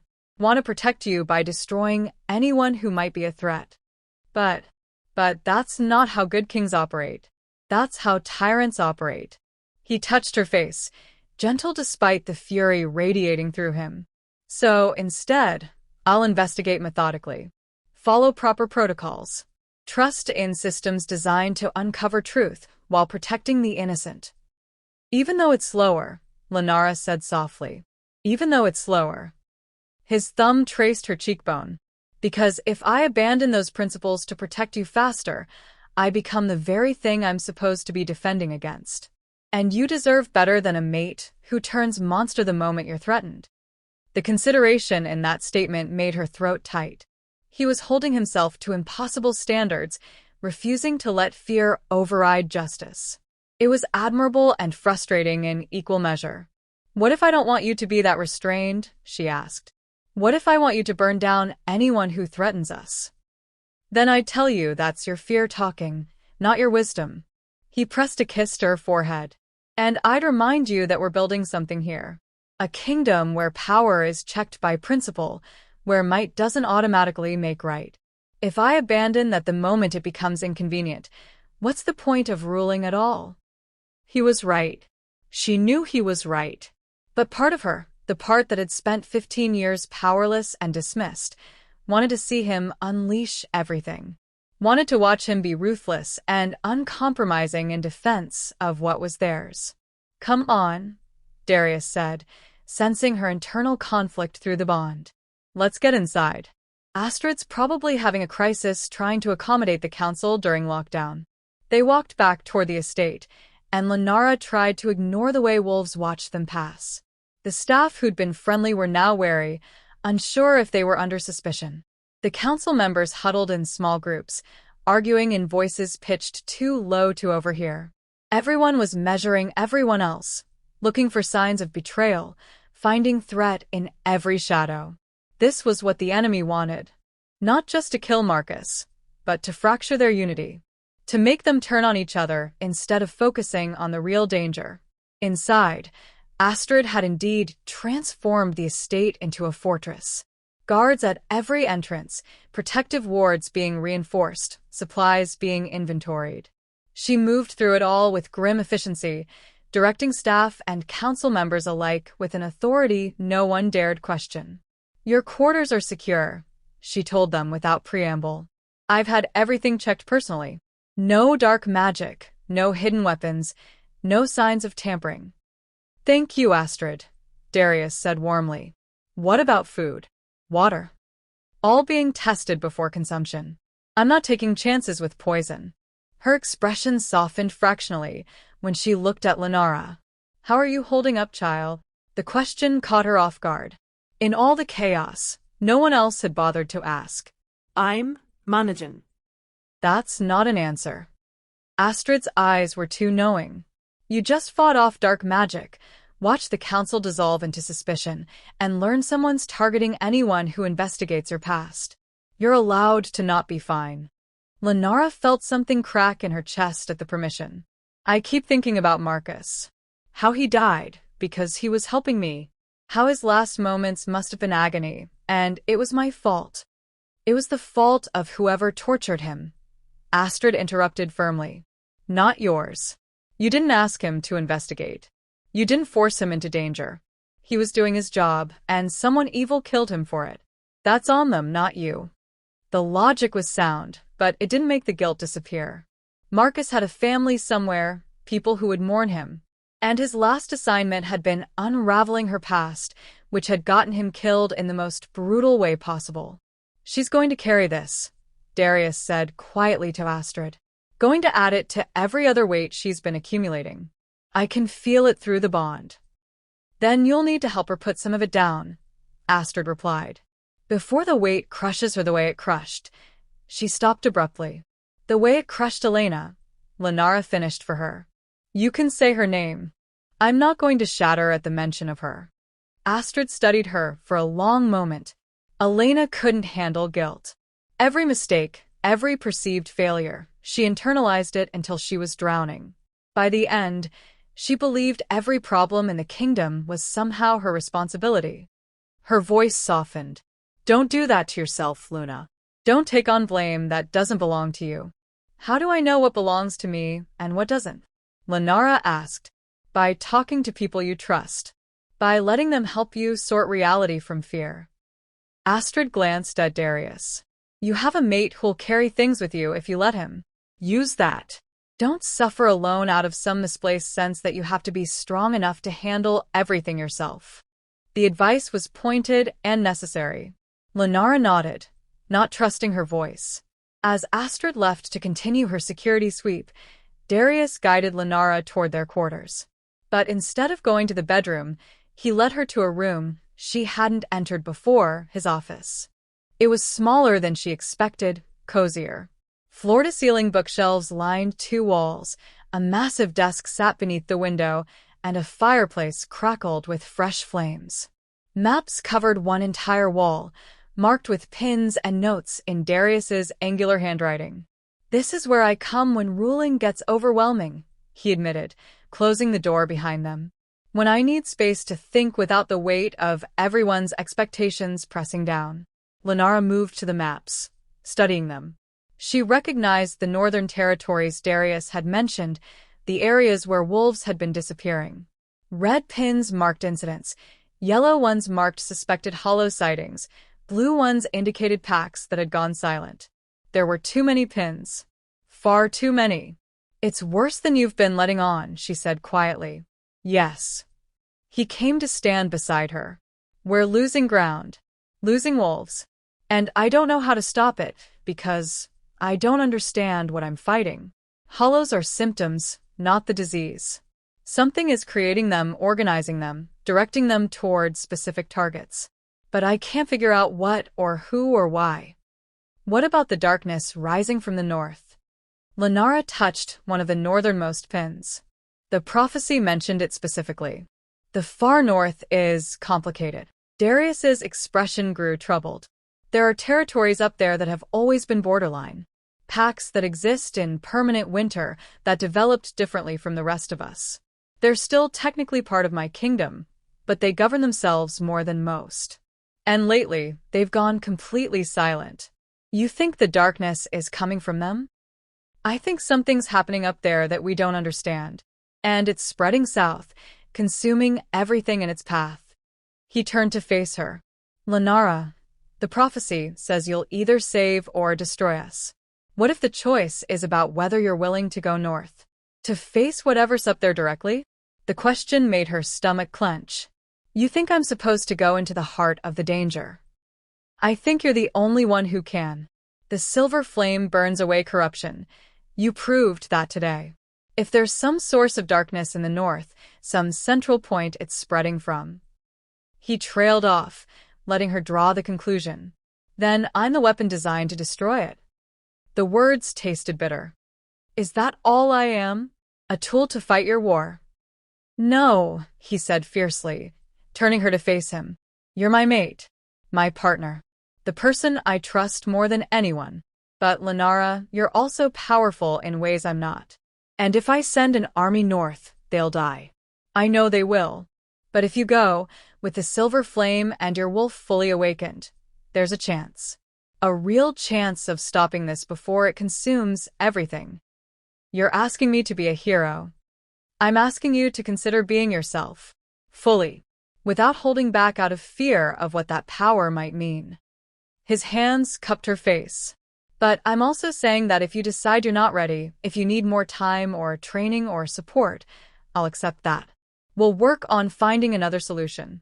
I won't sacrifice you on the altar of necessity, even if it costs me the kingdom. The vow in his voice was absolute. He meant it. Would genuinely let his territory fall rather than force her into a role she didn't choose. What if I fail? She whispered. What if I go north and the darkness consumes me? What if I become the destruction the prophecy warned about? Then I'll come after you. We'll burn the entire north to ashes, if that's what it takes to bring you home. His intensity was frightening and comforting in equal measure. Lenara, you're not going into this alone. If you choose to go, I go with you. We face it together. The kingdom needs you here. The kingdom needs me sane, which I won't be if something happens to you. He pressed his forehead to hers. Besides, you're technically the Luna Queen now. You outrank me in matters of magic and prophecy. If anyone's qualified to make decisions about facing ancient darkness, it's you. The logic was dubious, but she appreciated the attempt at levity. When would we leave? Not yet. You need more training, need to understand your power better. And I need to finish the investigation here, need to know who's betraying us before we walk into greater danger. He pulled back slightly. But soon. Within the next few weeks. Before whatever's in the north gains more ground. Lenara nodded, her mind already churning with everything that would need to happen. Training intensively. Learning about the northern territories. Understanding more about the prophecy and what her role actually entailed. Becoming someone strong enough to face darkness and not be consumed by it. I need to tell you something, she said abruptly. Something Marin said. She relayed the conversation, watching Darius's expression darken as she explained about the Mark of Origin, about Marin's theory that someone had been specifically trying to bury her bloodline's history. Marin's not wrong, he said when she finished. And her admission that she's betting on you. That's both useful and dangerous. It means she'll support you as long as she believes you'll win. But if that calculation changes, she'll turn on me instantly, Lenara finished. I know, but right now, she's offering information we don't have access to otherwise. And she's right that I want to know. Want to understand what happened 15 years ago, what bloodline I'm supposed to carry.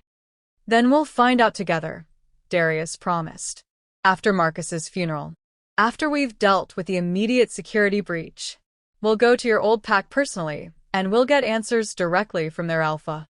The idea of returning to that pack, of walking back into the place that had cast her out, it should have terrified her. Instead, Lenara felt anticipation rise. She wasn't the powerless Omega anymore. She was Luna Queen, mate to the Alpha King, bearer of Silver Flame. They'd locked her out once.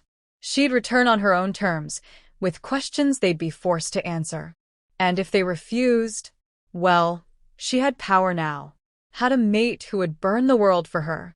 Had destiny pressing at her back, demanding she step into the role prophecy had carved out. They'd answer. One way or another. I want to attend Marcus's funeral, she said firmly. Want to honor him properly. He died helping me, and the least I can do is acknowledge that. We'll plan something appropriate, Darius agreed. Something that honors his service and his sacrifice. They stood together in the quiet office, surrounded by maps of a kingdom under siege and evidence of threats they still didn't fully understand. Outside, the estate remained locked down, staff and council members alike trapped together in forced proximity. Somewhere in the north, darkness was spreading. And somewhere closer, a traitor walked among them, hiding behind a loyal face. But in this moment, in this room with her mate beside her, Lenara felt steady. Felt ready for whatever came next. The betrayal was coming. She could feel it in her bones, tasted in the air like approaching thunder. Someone would reveal themselves, would force her hand, would make her choose between mercy and justice. And when they did, she'd be ready. No more hiding. No more suppressing her power out of fear. No more making herself small to avoid threatening others. The silver flame bearer had awakened, and anyone who stood in her way would learn exactly what that meant. Even if it meant watching alliances crumble and showing the council, showing everyone, that she was willing to burn away corruption wherever she found it. Even if that corruption wore a friendly face. Even if it cost her everything she'd thought she wanted. Because destiny didn't wait for readiness. It demanded action. And Lenara was done being a victim of circumstance. It was time to become the weapon prophecy had promised. Time to choose which side of that ancient prediction she'd fall on. Save or destroy. The answer was closer than she'd thought. And when the moment came, when the mask finally dropped and betrayal stood revealed, she'd be the one deciding who burned. The funeral happened at dawn, when the world was caught between darkness and light. Marcus's body, cleansed of dark magic and prepared according to ancient wolf rituals, lay on a pyre built at the forest's edge. His family had arrived the night before, their grief a palpable thing that made Lenara's chest ache with renewed guilt. His mate was a small woman with haunted eyes who hadn't spoken a word since seeing the body. Their daughter, barely 14, stood beside her mother with her jaw clenched, so tight Lenara could see the muscles jumping. She looked like she wanted to tear something apart with her bare hands. Lenara understood the feeling. The entire estate had gathered, staff, guards, the council members still trapped by lockdown protocols.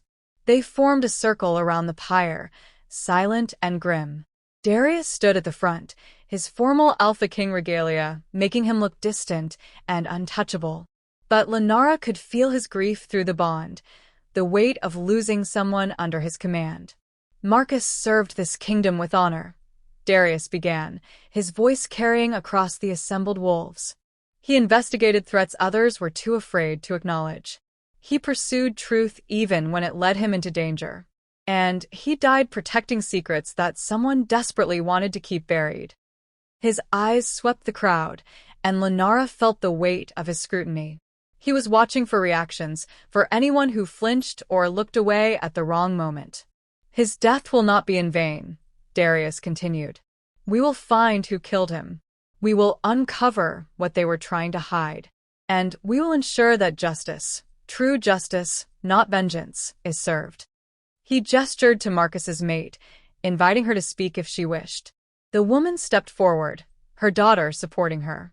For a long moment, she just stared at the pyre, at her mate's peaceful face that betrayed nothing of the agony he'd endured. Then she turned to Lenara, and the look in her eyes made Lenara's breath catch.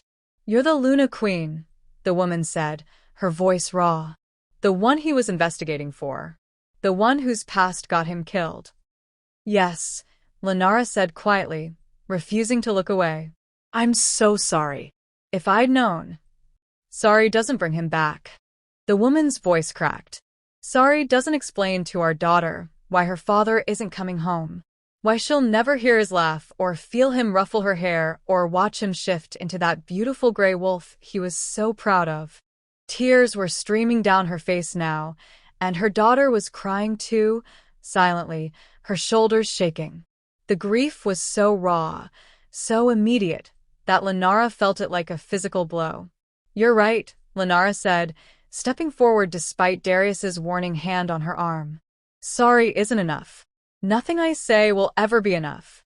Your mate died because of me, because someone doesn't want the truth about my past uncovered.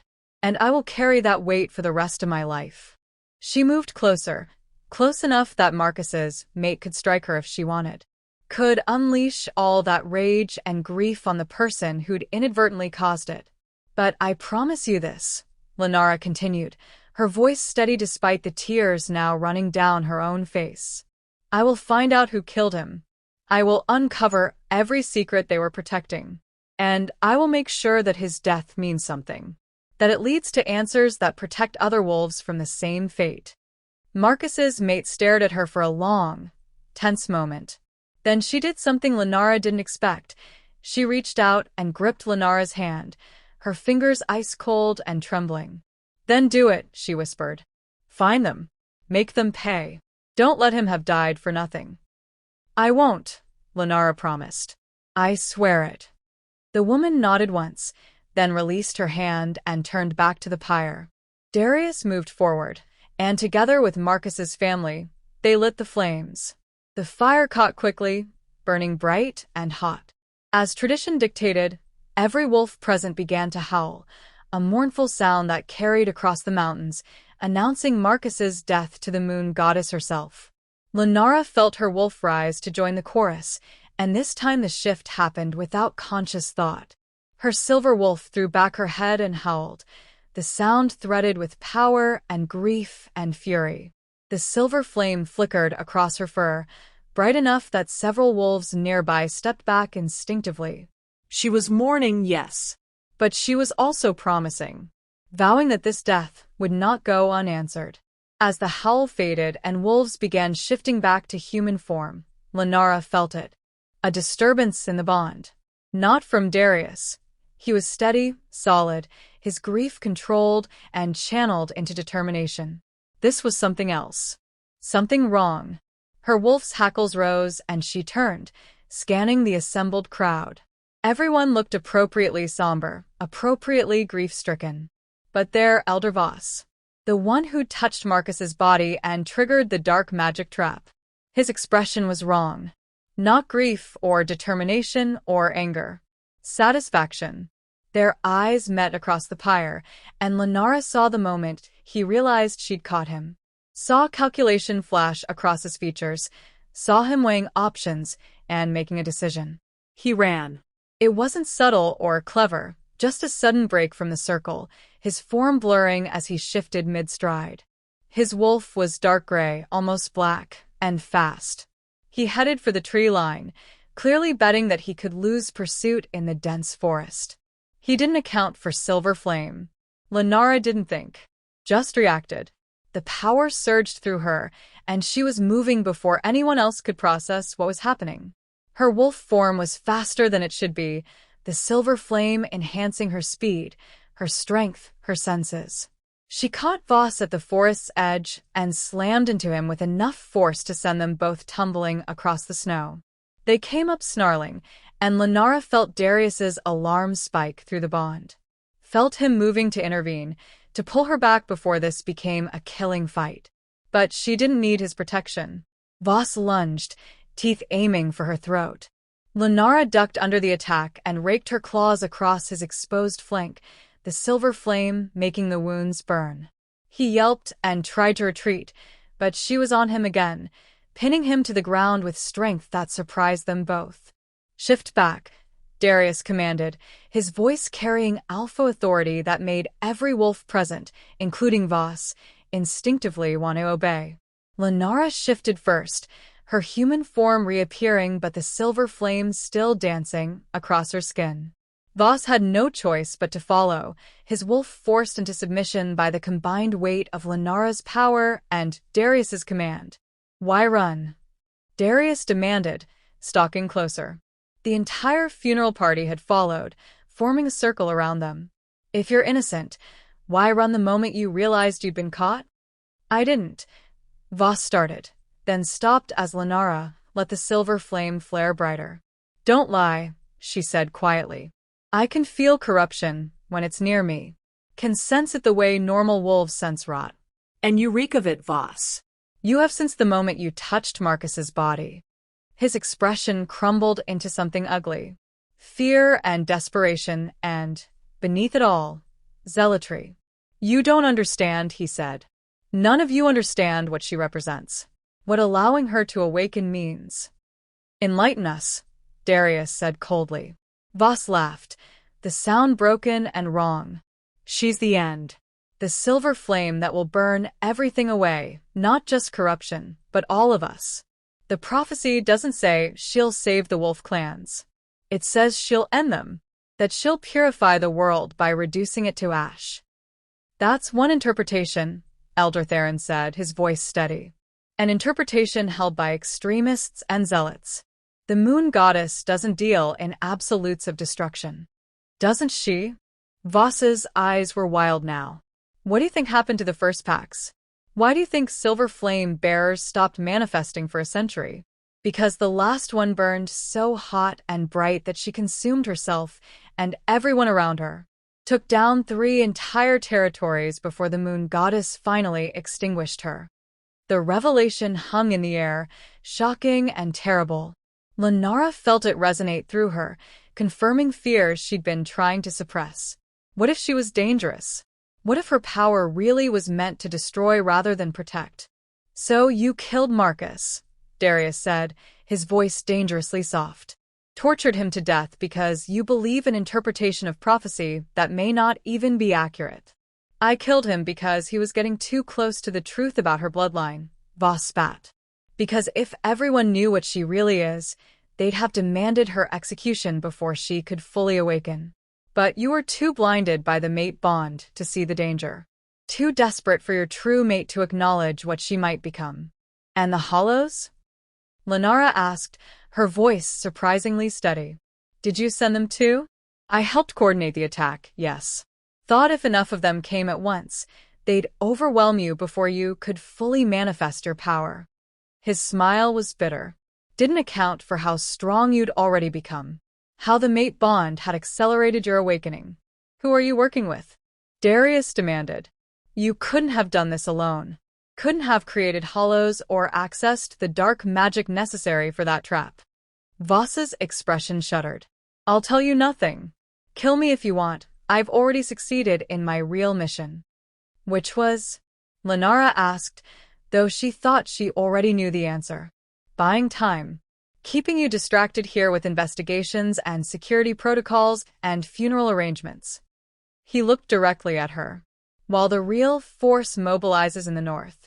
They know you're coming, Silver Flame. They've been preparing for you. And when you finally arrive, they'll be ready to snuff you out before you can burn away their carefully constructed darkness. He lunged then, not at Lenara or Darius, but toward the funeral pyre. His hand closed around a piece of burning wood, and Lenara realized too late what he intended.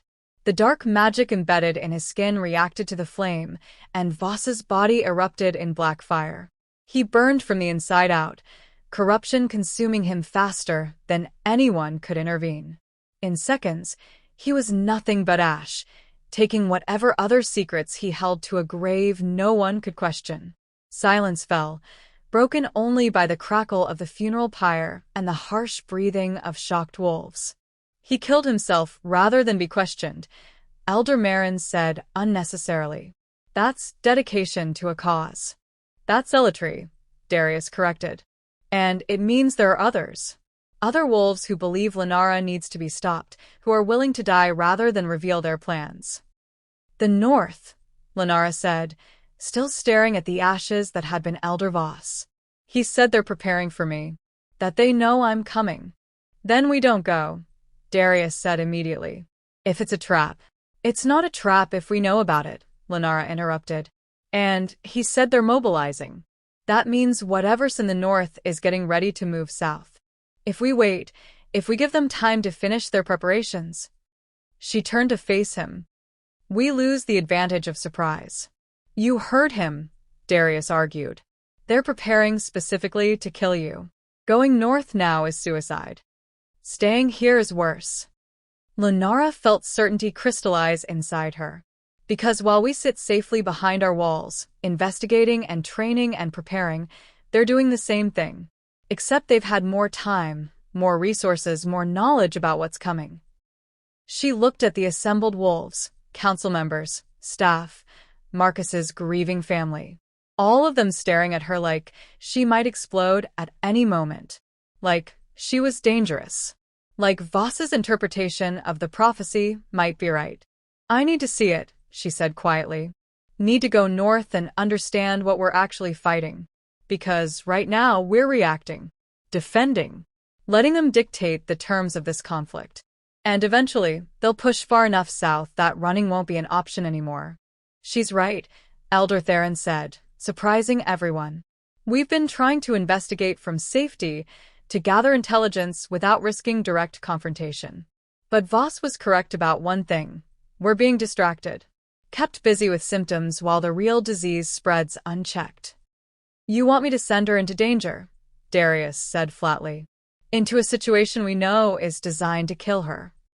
I want you to trust your mate, Theron corrected. To believe that the moon goddess wouldn't create a weapon and then ensure its immediate destruction.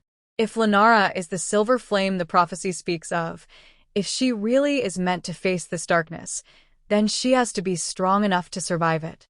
And if she's not, Darius's voice was raw. If the zealots are right and her power consumes everything, if I lose her to this, then you'll lose her fighting rather than hiding, Lenara said, moving to stand directly in front of him. Darius, I'm not Elena. I won't wither away from pressure and fear. I won't let the weight of expectation break me.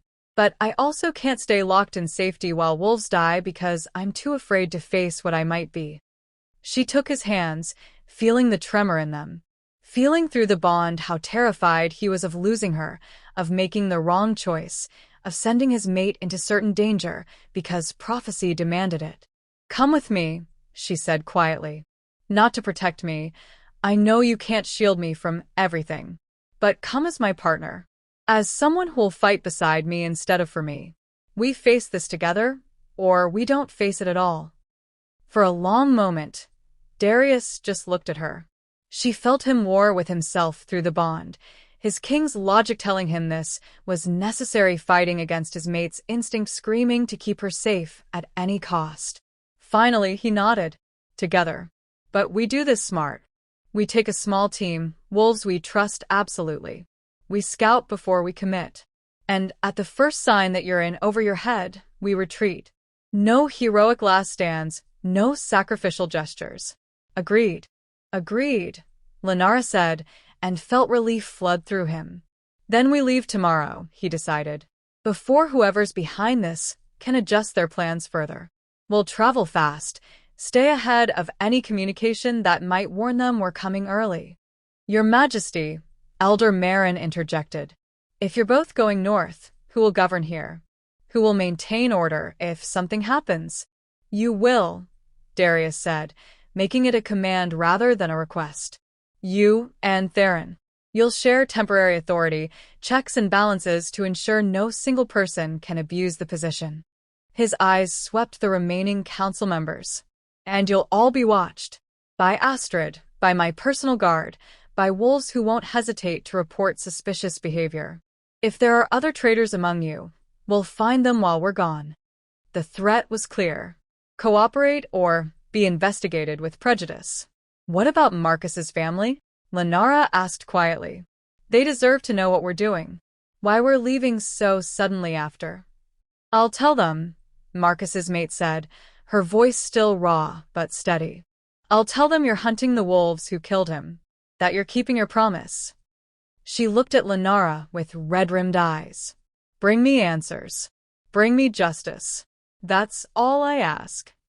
I will, Lenara promised. One way or another. The crowd began dispersing, returning to the estate or their assigned duties. The funeral pyre had burned down to embers, Marcus's ashes scattered by wind that felt too cold, too sharp. As if the world itself was mourning. Darius pulled Lenara aside, away from listening ears. Are you sure about this? Really sure? Because once we're north, there's no easy retreat. No backup unless we call for it, and that takes time we might not have. I'm sure, Lenara said and meant it. Voss was right about one thing. This has to happen. The confrontation between me and whatever's in the north. Between the silver flame and the darkness. We can delay it, but we can't avoid it. So we might as well face it on our terms. You're not afraid? I'm terrified, she admitted. But I'm more afraid of who I'll become if I hide. If I let fear make me small when I was apparently designed to be, whatever I'm supposed to be. Darius kissed her then, fierce and desperate and full of everything he couldn't say out loud. Through the bond, she felt his terror and his pride warring in equal measure. Felt how much it cost him to let her walk into danger when every instinct screamed to lock her somewhere safe. but he was doing it anyway. Was trusting her judgment, her strength, her destiny. That meant everything. When they finally pulled apart, Astrid was waiting nearby with her usual impeccable timing. "You're leaving," she said flatly. "Tomorrow, based on the urgency I'm sensing." "Yes," Darius confirmed. "We'll need supplies, enough for 2 weeks in winter conditions. Cold weather gear, weapons, medical supplies. And I'll need you to coordinate with Theron and Marin about temporary governance." "Already planning it," Astrid said, then turned to Lenara. "You'll need different clothes. The Luna's formal wardrobe won't survive what you're walking into." "I'll wear whatever's practical," Lenara assured her. "Good." Astrid's expression softened fractionally. "Both of you come back. This estate has had enough grief for one lifetime." "We'll do our best," Darius said. "Your best better be enough," Astrid muttered, already moving back toward the estate to begin preparations. Lenara watched her go, then turned to look north. Somewhere beyond the mountains, beyond the territories she'd never seen, something was waiting. Something that had been preparing for her arrival, that knew she was coming, that had killed to keep its secrets buried. The darkness Voss had spoken of. The force that created hollows and silenced entire packs. The threat that prophecy said she'd either defeat or become. Tomorrow, she'd start finding out which. Tomorrow, the silver flame would burn north. And whatever waited there would learn exactly what it meant to threaten the Luna Queen. Her wolf stirred beneath her skin, eager and ready. The silver flame flickered at her fingertips, brighter than it had ever been. And through the bond, she felt Darius's absolute commitment to standing beside her, no matter what they found. Together, they'd face the darkness. Together, they'd uncover the truth about her bloodline, her power, her purpose. Together, they'd find out if she was salvation or destruction. And if the answer was destruction, well, she'd make damn sure she burned away the right things first.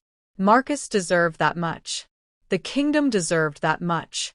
And maybe, just maybe, she deserved to finally understand what she'd been running from all these years. What she'd been meant to become since that night 15 years ago, when silver fire had consumed everything she'd loved. Tomorrow, the answers would start revealing themselves. Tomorrow, destiny would stop being abstract and become terrifyingly real. Tomorrow, Lenara would stop being the cast-out Omega trying to earn her place. She'd become the weapon prophecy had promised. And heaven help anyone who stood in her way. Because the silver flame had finally stopped asking for permission to burn. It was ready to consume. And this time, Lenara would be the one deciding what turned to ash. The departure happened in pre-dawn darkness, when the world held its breath between night and day. No ceremony, no grand farewell, just Lenara and Darius slipping from the estate with a small team of 4 wolves Darius trusted without question. Warriors who'd served him for years, who'd proven their loyalty in blood and battle. Lenara didn't look back as they left. Didn't let herself think about Astrid's worried face or the weight of Marcus's mate's expectations or the way the council members had watched her with that uncomfortable mixture of hope and fear. Looking back meant doubt, and doubt meant hesitation. And she couldn't afford to hesitate. Not now. Not when every instinct screamed that time was running out faster than any of them realized. The journey north was brutal. 3 days of traveling through increasingly harsh terrain, where winter didn't just visit but lived permanently. The trees grew sparse and twisted, shaped by winds that never stopped howling. Snow fell constantly, not the gentle flakes of civilized winter, but sharp crystals that stung exposed skin like tiny knives. And the further north they traveled, the more Lenara felt it, wrongness seeping through the landscape like infection through a wound. Her silver flame responded to it, burning hotter beneath her skin, pressing against her consciousness with urgency that made her wolf pace restlessly. On the 3rd night, they made camp in a cave system that offered shelter from the worst of the wind. Darius had been quiet all day, his expression grim as he surveyed territory he technically ruled but had never fully explored. The northern packs operated on the edges of his authority, acknowledging his kingship but maintaining fierce independence. Now Lenara understood why. This wasn't territory meant for civilized wolves. This was primordial, ancient, the kind of place where the old rules still applied, and the moon goddess's presence felt more immediate than comfortable. "We're close," one of their team, a warrior named Kale, said quietly. He'd been ranging ahead all day, scouting. "There's a settlement another day's travel north. But it's quiet. Too quiet. No smoke from fires, no sounds of pack activity. Just silence." "Hollows?" Darius asked. "No bodies if it is. No signs of struggle. It's like everyone just stopped." Kale's expression was troubled. "I've seen abandoned territories before. This isn't that. This is something else." Lenara moved to the cave entrance, looking out at the darkness beyond their fire's light. The silver flame flickered at her fingertips, responding to something she couldn't quite name. A pull, like the bond with Darius, but different. Older. Less personal and more universal. "What do you feel?" Darius asked, coming to stand beside her. "Like something's calling to me," she admitted. "Like I'm supposed to go there. To that silent settlement. To whatever's waiting. That could be a trap. A lure designed to draw you in." "Everything from here forward is probably a trap," Lenara said wryly. "The question is whether we spring it on our terms or theirs." She felt his frustration through the bond. Hated that she was right. Hated that there was no safe path forward, only choices between different kinds of danger. But he didn't argue. Just stood beside her, solid and steady, his presence an anchor she'd come to depend on. "Tell me something," she said quietly. "If it comes down to a choice between saving me and saving the kingdom, which would you choose?" The question hung between them, heavy with implications neither wanted to voice. "I'd choose you," Darius said finally, his voice rough. "Every time. Without hesitation. Let me rule over ashes if that's what it takes to keep you alive." "That's what I'm afraid of," Lenara whispered. "Because, Darius, I think the prophecy demands the opposite. I think it requires me to choose the kingdom over myself. To burn bright enough to consume the darkness even if it means burning myself out completely." "No." His arms came around her, fierce and protective. "Absolutely not. We'll find another way." "What if there isn't one?" She turned in his embrace, looking up at him. "What if the only way to stop what's coming is for me to become the destruction the prophecy warns about? To burn so hot and bright that nothing survives. Not the darkness, not the corruption, not even me?" "Then the kingdom can fall," he said fiercely. "I won't sacrifice you for wolves who spent years treating you as expendable. Won't let prophecy turn you into a weapon that destroys itself for the greater good." Lenara wanted to argue, wanted to tell him that wasn't how this worked, that destiny didn't care about their preferences. But the words stuck in her throat, because part of her desperately wanted him to be right. Wanted to believe there was a version of this story where she survived, where they both survived, where love was enough to rewrite fate. But standing here in the frozen north, feeling the wrongness press against her consciousness, sensing the vast darkness waiting just beyond their small circle of light, she didn't believe in happy endings anymore. She believed in necessary endings. In choices that hurt but had to be made anyway. In burning bright enough to matter, even if the flame consumed everything in the process. "Promise me something," she said quietly. "If it comes to that moment, if I'm burning and can't stop and the only way to save anything is to let me finish, you'll let me go. Won't try to save me at the cost of everything else." "No." His voice was absolute. "I won't promise that, Darius." "No," he repeated, and she felt his wolf rise, dominant and uncompromising. "You're asking me to stand by and watch you die. To prioritize prophecy and kingdom over the person who makes me whole. I can't do that, Lenara. I won't, even if it means dooming everyone." Even then. His eyes burned gold, fierce and unwavering. "Because a world without you in it isn't one worth saving. And any prophecy that demands your death as payment can go to hell." The declaration should have comforted her. should have made her feel protected, valued, chosen above all else. Instead, it terrified her. Because she could feel through the bond how deeply he meant it, how absolutely he'd prioritize her survival over literally everything else. And she couldn't let him make that choice. Couldn't let his love for her cost thousands of wolves their lives, their futures, their chance at survival. So she kissed him, pouring everything she couldn't say into the contact. Every fear, every desperate hope, every acknowledgement that this might be the last time they had moments like this. He responded with equal intensity, his hands tangling in her hair, his wolf pressing against hers through the bond. When they finally pulled apart, both breathing hard, Lenara made her own silent promise. She'd protect him, even from himself, even from the choice he'd make that would destroy him almost as surely as losing her would. She'd burn bright enough to matter. And if that meant burning alone, if that meant ensuring he survived even if she didn't, then that's what she'd do. Because that's what love actually was.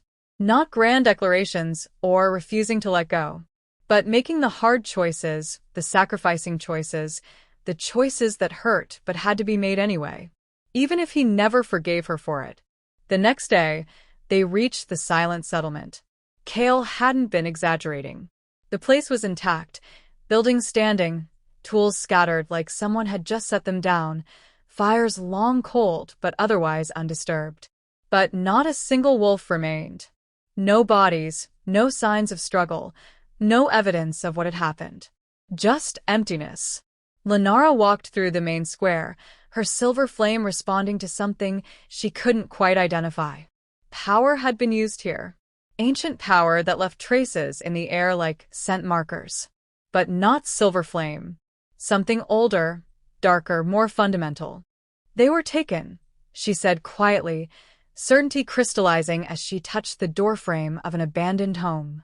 Not killed. Taken. Transformed. Into hollows? Darius asked, his hand on his weapon. Into something.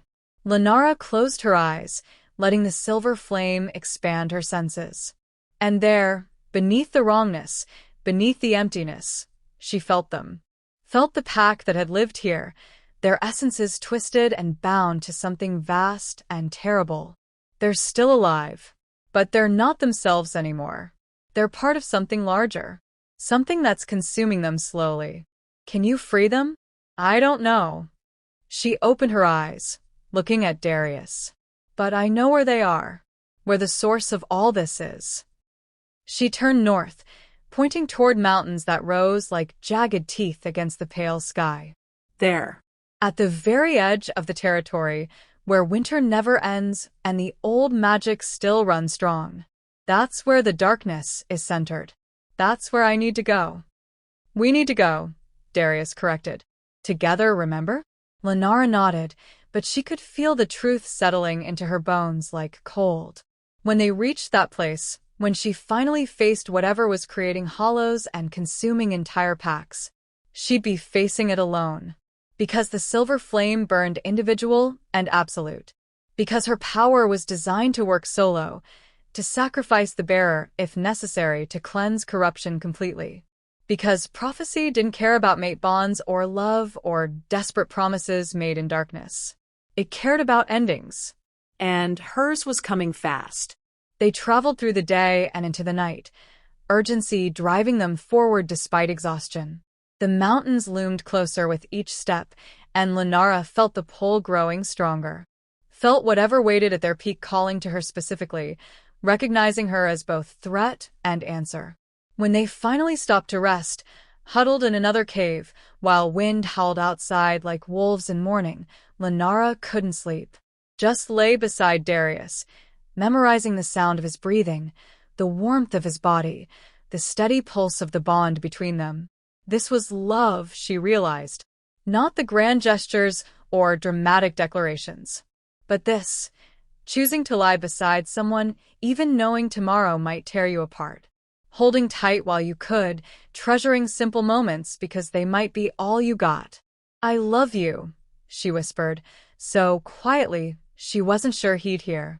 But he did. His arms tightened around her, And through the bond, she felt everything he couldn't say. His terror and his hope and his absolute refusal to imagine a world where she didn't exist. "I love you too," he whispered back. "Which is why I'm not letting you sacrifice yourself. Whatever happens tomorrow, we face it together. And we both walk away." "Understood." "Understood," she lied. Because she'd already made her choice. Had already accepted what prophecy demanded. Had already decided that if burning meant saving him, saving the kingdom, stopping the darkness from consuming everything, then she'd burn so bright the entire north would light up like dawn. And maybe that was what the prophecy had meant all along. Not that she'd save or destroy, but that she'd do both. Save by destroying. Destroy to save. Become the fire that cleansed everything, including herself. Tomorrow would bring answers.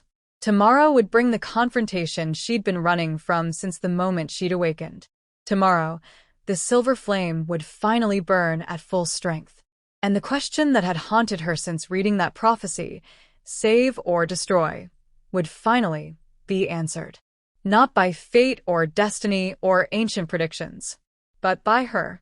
By the choice she made in the moment when everything hung in the balance. By the girl who'd been cast out and locked away and deemed unworthy, finally understanding what she was truly capable of. The world was watching now. The darkness was waiting. And Lenara was done being afraid of her own power. Would you have chosen her side? Would you have trusted the girl cast out in the cold, the wolf locked away from her own pack ceremony, to become something powerful enough to burn away corruption? Or would you have feared her too? Would you have seen the silver flame flickering at her fingertips and thought, weapon instead of salvation? Because that's what they all did, didn't they? Saw her power and immediately calculated threat instead of possibility. Saw her potential and wondered how to contain it rather than how to help her understand it. Even now, even after everything she'd proven, everything she'd survived, everything she'd chosen, part of her wondered if the zealots were right. If the last silver flame bearer really had burned so bright she'd consumed everything. If Lenara was walking the same path, heading toward the same devastating ending. But here's the thing about fire. It doesn't apologize for burning. It doesn't make itself smaller to comfort those who fear warmth.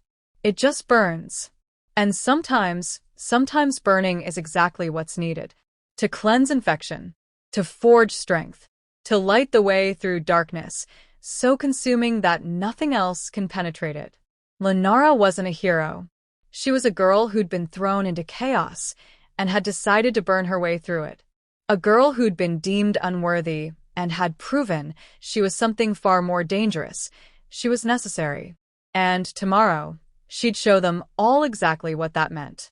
So here's the real question, the one that matters. When she burns, and oh, she will burn so bright. Will you be standing close enough to feel the warmth? Or will you be running, too afraid of fire to recognize it as the only thing that can save you? If this story lit something inside you, something that whispers, yes, burn, show them what you're made of, then you know where you belong. This is Shayla's Romance Library, and here, we don't tell pretty tales about wolves who stay in their place. We tell stories about the ones who set the world on fire just to see what survives the flames. About girls who were locked out and came back as queens. About destiny that demands everything and souls brave enough to pay the price. Hit that subscribe button for Shayla's Romance Library.